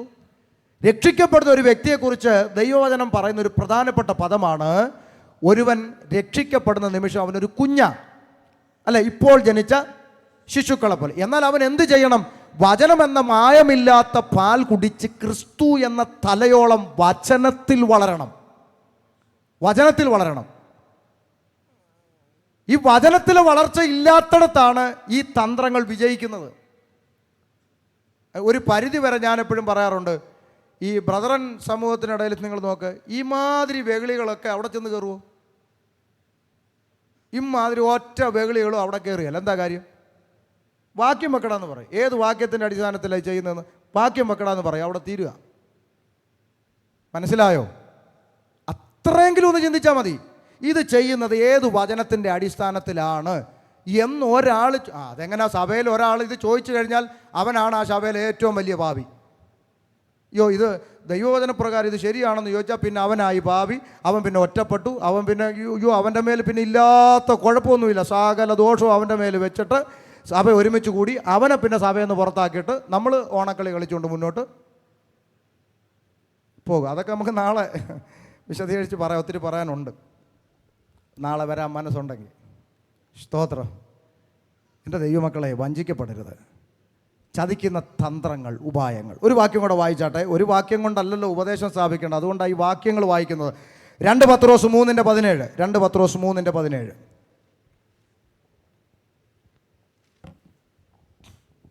എന്നാൽ പ്രിയമുള്ളവരെ, നിങ്ങൾ മുമ്പ് കൂട്ടി അറിഞ്ഞിരിക്കൊണ്ട് അധർമ്മികളുടെ വഞ്ചനതയിൽ കുടുങ്ങി സ്വന്തം സ്ഥിരത വിട്ട് വീണുപോകാതിരിക്കാൻ സൂക്ഷിച്ചുകൊള്ളു. ആരോടാ പറയുന്നേ? രക്ഷിക്കപ്പെട്ട് സ്നാനപ്പെട്ട് ദൈവകൃപയിൽ നിൽക്കുന്നവരോട് പറയുക, സ്ഥിരത വിട്ട് വീണു പോകാതിരിക്കാൻ സൂക്ഷിച്ചുകൊള്ളുവിൻ. അപ്പൊ വീണു പോകാൻ സാധ്യതയുള്ള പോർക്കളത്തിലാണ് നിൽക്കുന്നേ. മനസ്സിലായോ? വീണു പോകാതിരിപ്പാൻ മുന്നറിയിപ്പ്, സൂക്ഷിച്ചുകൊള്ളുവിൻ. ഇനി നാളത്തേക്ക് വെക്കാനുള്ള ഒരു ചിന്തയും കൂടെ വായിച്ചു നിർത്തി നമുക്ക് പ്രാർത്ഥിച്ച് അവസാനിപ്പിക്കാം. ഞാൻ നേരത്തെ പറഞ്ഞ പോലെ നിയോഗിക്കപ്പെട്ടവർ സ്വോത്ര കാഴ്ചയ്ക്കും വചന ശുശ്രൂഷയ്ക്കും വേണ്ടി ചേർത്ത് പ്രാർത്ഥിച്ച് അവസാനിപ്പിക്കും. ഒരു വാക്യം കൂടെ വായിച്ചു വെക്കാം. നമുക്ക് നാളെ അതിൽ നിന്ന് അങ്ങോട്ട് തുടങ്ങാം. 2 കൊരിന്ത്യർ ലേഖനം 11-ന്റെ 2-ാമത്തെ വാക്യം വായിച്ചു നമുക്ക് തൽക്കാലം പ്രാർത്ഥിച്ച് നിർത്താം. വായിച്ചു. ഞാൻ നിങ്ങളെക്കുറിച്ച് ദൈവത്തിന്റെ എരിവോടെ എരിയുന്നു. ഞാൻ നിങ്ങളെക്കുറിച്ച് ദൈവത്തിന്റെ എരിവോടെ എരിയുന്നു പൗലോസ് പറയുക. എടാ, നാട്ടിൽ എത്ര ഉപദേശിമാരുണ്ട്, അവർക്ക് ആർക്കും ഇല്ലാത്ത എരി, താങ്കൾക്ക് എന്താ ഇത്ര എരി? നമ്മളോടും ഒക്കെ ചിലർ ചോദിക്കുക, ഇവിടെ എത്രയോ പാഷന്മാരുണ്ട്, അവർക്ക് ആർക്കും ഇല്ലാത്ത, നിങ്ങൾ മാത്രം എന്തിനാ ഈ കിടന്ന് ഇങ്ങനെ എന്തെങ്കിലുമൊക്കെ ആവട്ടെന്ന്. ഒരു കാര്യം മനസ്സിലാക്കണം, പേരിന് പോലും ഒരു സഭ ഇല്ലാതിരുന്ന കൊരിന്തെന്ന പട്ടണത്തിൽ കടന്നു വന്ന് അവിടെ ഒരു ദൈവസഭ ഉരുവാക്കിയെടുക്കാൻ അതിൻ്റെ പിന്നിൽ ആ മനുഷ്യൻ അനുഭവിച്ച ഉപദ്രവങ്ങളും ഉറക്കളപ്പും അടിയും ഇടിയും പട്ടിണിയും പരിവട്ടവും എല്ലാം നിരത്തി എഴുതി വച്ചിരിക്കുന്ന ഒരു ചിത്രമുണ്ട് പുസ്തകത്തിൽ. ഞാൻ പറയാം, ഒരു സഭ ഒരു ദേശത്ത് ഉരുവാക്കിയെടുക്കാൻ അതിൻ്റെ പിന്നിൽ വില കൊടുത്തവർക്ക് എരിയും. മനസ്സിലായോ? ഒന്ന് വന്ന് പ്രസംഗിച്ച് കിട്ടുന്ന മേടിച്ചുകൊണ്ട് പോകുന്നവർക്ക് എരിയേണ്ട കാര്യമില്ല. പക്ഷെ ഒരു സഭ ദേശത്തിൽ നിലനിൽക്കാൻ അതിൻ്റെ പിന്നിൽ വില കൊടുത്തവർക്ക് എപ്പോഴും എരിയും. മനസ്സിലായോ? ഒരു സഭ സ്ഥാപിക്കാൻ വില കൊടുക്കപ്പെട്ട മനുഷ്യന്മാരുണ്ട്, അവർക്ക് ഇച്ചിരി എരിവുണ്ടാവും. സ്തോത്രം. എരിയുന്നു. എന്താ എരിയുടെ കാരണം? വായിച്ചോ. ഞാൻ ക്രിസ്തു എന്ന ഏക പുരുഷനെ നിങ്ങളെ നിർമ്മല കന്യകയായി ഏൽപ്പിപ്പാൻ വിവാഹ നിശ്ചയം ചെയ്തിരിക്കുന്നു. അതിനെന്നാ പൗലോസേ? നിശ്ചയം ചെയ്തെങ്കിൽ ഉടനെ എന്ത് നടക്കും? കല്യാണം നടക്കും. അതിന് താങ്കൾ എന്തിനാ ഈ ചുമ്മാ അനാവശ്യമായിട്ട് ടെൻഷൻ അടിക്കുന്നേ? ഒരു പ്രശ്നമില്ല. നമ്മൾ സീലടിച്ച് ഉറപ്പ് വരുത്തിയേക്കുമല്ലേ, നിശ്ചയം കഴിഞ്ഞു, കല്യാണം നടക്കുമെന്ന് ISI മാർക്കിട്ട് വെച്ചേക്കുമല്ലേ, പിന്നെ എന്തിനാ ഈ ടെൻഷൻ? ടെൻഷന്റെ കാര്യം എന്താണെന്നും കൂടെ ഒന്ന് ചോദിക്കാം. എന്നാ പൗലോസേ പ്രശ്നം എന്താ? അടുത്ത വാക്ക്. എന്നാൽ സർപ്പം ഹവ്വയെ ഉപായത്താൽ ചതിച്ചതുപോലെ നിങ്ങളുടെ മനസ്സ്, ആരാ നിങ്ങൾ? പറ. കൊരിന്ത് ലേഖനത്തിലെ വിശ്വാസികളായ വിശുദ്ധന്മാരുടെ മനസ്സ് ക്രിസ്തുവിനോടുള്ള ഏകാഗ്രത നിർമ്മലതയും വിട്ട് വഷളായി പോകുമോ എന്ന് ഞാൻ ഭയപ്പെടുന്നു. ചുമ്മാ പൗലോസേ, താങ്കൾക്ക് ഈ രക്ഷയെക്കുറിച്ച് വലിയ ഉറപ്പില്ലാതാ. ഈ രക്ഷയെക്കുറിച്ച് നല്ല ഉറപ്പുള്ളവരാരും ഭയപ്പെടത്തില്ല. എൻഗേജ്മെൻറ്റ് കഴിഞ്ഞു, ഇനിയിപ്പോൾ എന്താ വിഷയം? കല്യാണം നടക്കുക, അതിനിപ്പോൾ ഇത്രയും പേടിക്കുന്നത് എന്തിനാ? യഥാർത്ഥമായി രക്ഷിക്കപ്പെട്ടവരാണെങ്കിൽ അങ്ങനെ പേടിക്കേണ്ട കാര്യമൊന്നുമില്ല. അപ്പോൾ ഈ പൗലോസിന് ഇതിനെക്കുറിച്ചൊന്നും വലിയ ധാരണയില്ലായിരുന്നോ ഈ പുള്ളി ഇങ്ങനെ അനാവശ്യമായിട്ട് ഭയപ്പെടാൻ? പൗലോസിൻ്റെ ഭയത്തിന് വളരെ ഗൗരവമുണ്ട്. എന്താ അദ്ദേഹം ഇങ്ങനെ ഭയപ്പെടാൻ കാരണം? അതിൻ്റെ കാരണമാണ് അടുത്ത വാക്യം. എന്താ? ഒരുത്തൻ വന്ന് ഞങ്ങൾ പ്രസംഗിക്കാത്ത മറ്റൊരു യേശുവിനെ പ്രസംഗിക്കുന്നു, നിങ്ങൾക്ക് ലഭിക്കാത്ത വേറൊരു ആത്മാവിനെ നിങ്ങളുടെ ഇടയിൽ പ്രചരിപ്പിക്കുന്നു, നിങ്ങൾ കൈക്കൊള്ളാത്ത വേറൊരു സുവിശേഷം നിങ്ങളുടെ അടുക്കിലേക്ക് കൊണ്ടുവരുമ്പോൾ ഇതിനെ നിങ്ങൾ ഇത് വെറുക്കേണ്ടതിന് പകരം നിങ്ങൾ എന്ത് ചെയ്യുക? പൊറുക്കുന്നു. കൈയടിച്ച് പിമ്പിരി കയറുക. ഇത് കാണുമ്പോഴാണ് എനിക്ക് ഭയം. പൗലോസിന്റെ ഭയത്തിന്റെ കാരണം എന്താ? ഇവിടെ വേറൊരു യേശു പ്രസംഗിക്കപ്പെടുന്നു. ഏതാ? അപ്പോസ്തലന്മാരായ ശിഷ്യന്മാർ പ്രസംഗിച്ച യേശു ഏതാ? ഞങ്ങളോ ക്രൂശിക്കപ്പെട്ട ക്രിസ്തുവിനെ പ്രസംഗിക്കുന്നു. ക്രിസ്തു ക്രൂശിക്കപ്പെട്ടിട്ടില്ലെങ്കിൽ ഞങ്ങളുടെ പ്രസംഗം വെറുതെയാണ് എന്ന് പറഞ്ഞ ആ യേശു മാറിയിട്ട് ഇപ്പം വേറൊരു യേശു ഇവിടെ അവതരിച്ചിരിക്കുന്നു. ഏതാ? ബിസിനസ് തകർച്ചയോ ഭാരപ്പെടണ്ട, കടഭാരമോ ശങ്കിക്കണ്ട. ഇതാ യേശു നിങ്ങളുടെ ബിസിനസ്സിനെ മാറ്റാൻ പോകുന്നു. ദാ ആ ചേച്ചിയുടെ കഷണ്ടിയിൽ യേശു മുടി കിളിർപ്പിക്കാൻ പോകുന്നു. അതുകൊണ്ട് ആ ചേട്ടൻ്റെ പല്ലിൻ്റെ പോട് യേശു അടയ്ക്കുകയാണ്. യേശുവിൻ്റെ ഒരു ഗതികേട്. പല്ലിൻ്റെ പോടടയ്ക്കുക, കഷണ്ടി മുടി കിളിർപ്പിക്കുക. എന്തൊരു ഗതികേടാണെന്ന് നിങ്ങൾ ചിന്തിക്കണം. ഇത് ചിരിച്ചു കളയാനല്ല. ഇവിടെ ഇരിക്കുന്ന നിങ്ങൾ ഓരോരുത്തരും ചിന്തിക്കണം. രക്ഷിക്കപ്പെട്ട സ്നാനപ്പെട്ട ദൈവ കൃപയിലേക്ക് കടന്നു വന്ന ഒരു ദൈവ മക്കൾക്ക് ശരീരത്തിൽ രോഗം വരത്തില്ലെന്ന് പഠിപ്പിക്കുന്ന ബൈബിൾ ഏതാണെന്ന് നിങ്ങൾ എനിക്കൊന്ന് പറഞ്ഞു തരണം. ഈ യേശുക്രിസ്തു കഴിഞ്ഞാൽ വേദപുസ്തകത്തിൽ അടുത്തൊരാൾ ആരാണ് ഏറ്റവും എന്ന് ചോദിച്ചാൽ നിങ്ങളെല്ലാം ഒറ്റ പേരെ പറയുമെന്ന് ഞാൻ വിശ്വസിക്കുന്നു. ആരാ? പൗലോസ്. ആ മനുഷ്യൻ തൻ്റെ ശരീരത്തിലെ രോഗാവസ്ഥ നീങ്ങിപ്പോകാൻ പലവട്ടം പ്രാർത്ഥിച്ചപ്പോൾ സ്വർഗത്തിലെ ദൈവം പറഞ്ഞു, തൽക്കാലം മാറ്റാൻ ഉദ്ദേശിക്കുന്നില്ല, അതിലൂടെ കടന്നു പോകാനുള്ള കൃപ അങ്ങോട്ട് തരും, അത് മതി. ചിലർക്ക് അങ്ങനെ, ചിലത് പ്രാർത്ഥിച്ചാലും കർത്താവ് പറയും, നീ എൻ്റെ സന്നിധിയിൽ ഇരിക്കുന്നത് എനിക്ക് ഇഷ്ടമാണ്, പക്ഷേ ഇത് മാറിയാൽ പിന്നെ നീ ഇരിക്കുകയില്ല, അതുകൊണ്ട് ഇടയ്ക്കിടയ്ക്ക് ഇവിടെ വന്ന് ഇരിക്കാൻ വേണ്ടി അതവിടെ വെച്ചേക്കുക, സഹിക്കാനുള്ള കൃപ തരാം. അതിൻ്റെ അപ്പുറത്ത് രക്ഷിക്കപ്പെട്ട ആത്മാവും രക്ഷിക്കപ്പെടാത്ത ജഡവുമായി ജീവിക്കുന്ന ദൈവമക്കൾക്ക് രക്ഷിക്കപ്പെടാത്ത ജഡത്തിൽ കഷ്ടമുണ്ട്, പ്രതികൂലമുണ്ട്, രോഗമുണ്ട്. പൗലോസ് പറയുന്നു, കൂടാരമാകുന്ന ഈ ഭൗമഭവനം എങ്ങനെയെങ്കിലും പൊളിഞ്ഞാലേ എനിക്ക് കൈപ്പണിയല്ലാത്ത ഭവനത്തിൽ എത്തിച്ചേരാൻ സാധിക്കത്തുള്ളൂ. അതാണ് എൻ്റെ പ്രത്യാശ. പക്ഷെ അതിന് സമ്മതിക്കുന്നില്ല. പകരം ഈ ജഡത്തെ ബിൽഡ് ചെയ്യാൻ, ഇതിനെ പണിയാൻ വേണ്ടി നമ്മളെ വെമ്പല് കൊള്ളിക്കുന്ന വേറൊരു യേശുവിനെ ഇവിടെ ഇറക്കപ്പെട്ടിരിക്കുന്നു. ജനങ്ങൾക്കത് മതി. Price the Lord. എങ്ങനെ വേറൊരാത്മാവ്? ഏതാ വേറൊരാത്മാവ്? അയ്യോ എന്തെല്ലാം B B B B Babu, രാ രാ രാ രാ രാജൻ, ഇതൊക്കെ വേറെ ആത്മാവാ. നിങ്ങളുടെ പുസ്തകത്തിൽ കർത്താവ് പേര് വിളിച്ചിട്ടുണ്ടല്ലേ? പേര് വിളിക്കുന്ന ശുശ്രൂഷയൊന്നും ഞാൻ വിമർശിക്കുന്നില്ല. ശുശ്രൂഷ പുസ്തകത്തിലുണ്ടെങ്കിൽ ഞാൻ അംഗീകരിക്കുന്നു. കർത്താവ് പേര് വിളിച്ചിട്ടില്ലേ? സക്കായിയെ വിളിച്ചിട്ടില്ലേ? പക്ഷെ പ്രിൻറ്റിങ് മിസ്റ്റേക്ക് കൊണ്ടുപോലും ഒരു 2 സാ ആ പുസ്തകത്തിലില്ല. ഉണ്ടോ? സ സ സക്ക സക്ക ചക്ക, ഇവനെല്ലാം ഉണ്ടല്ലോ. ഞാൻ പറയാം. അതുകൊണ്ട് ഒരു കാര്യം മനസ്സിലാക്കിക്കോണം, വേറൊരു യേശു, വേറൊരാത്മാവ്, വേറൊരു സുവിശേഷം ഇതിവിടെ ഈ കാലഘട്ടത്തിൽ പ്രചരിക്കപ്പെടുന്നു. വലിയ അപകട സൂചന തരിക. പോയി തലവെച്ച് കൊടുക്കാതിരിക്കുക. എന്തുകൊണ്ട് പൗലോസ് ഭയപ്പെട്ടു? എന്തുപായമാണ് ദൈവസഭയെ തകർക്കാൻ പ്രയോഗിക്കുന്നത്? ഏതാണ് വേറൊരു സുവിശേഷം? ഏതാണ് വേറൊരു ആത്മാവ്? എന്തുകൊണ്ട് ഇതെല്ലാം പഠിപ്പിക്കുന്നു? തെറ്റിപ്പോകാതിരിക്കാൻ. അങ്ങനെ തെറ്റിപ്പോയവരാരെങ്കിലും ബൈബിളിലുണ്ടോ പാസ്റ്ററെ? ഉണ്ട്. എണ്ണി നമുക്ക് പഠിക്കാം. ദൈവം അനുവദിച്ചാൽ, കർത്താവിൻ്റെ വരവ് താമസമെങ്കിൽ നാളെ 8 മണിക്ക് തന്നെ വചന ശുശ്രൂഷ ആരംഭിക്കും. പ്രാർത്ഥനയോടെ കടന്നു വരിക. താൽക്കാലികമായി തുടരും എന്നിട്ട് നിർത്തുകയാണ്. നിയോഗിക്കപ്പെട്ടവർ പ്രാർത്ഥിച്ച് യോഗം അവസാനിപ്പിക്കും. ദൈവം നിങ്ങളെ അനുഗ്രഹിക്കട്ടെ.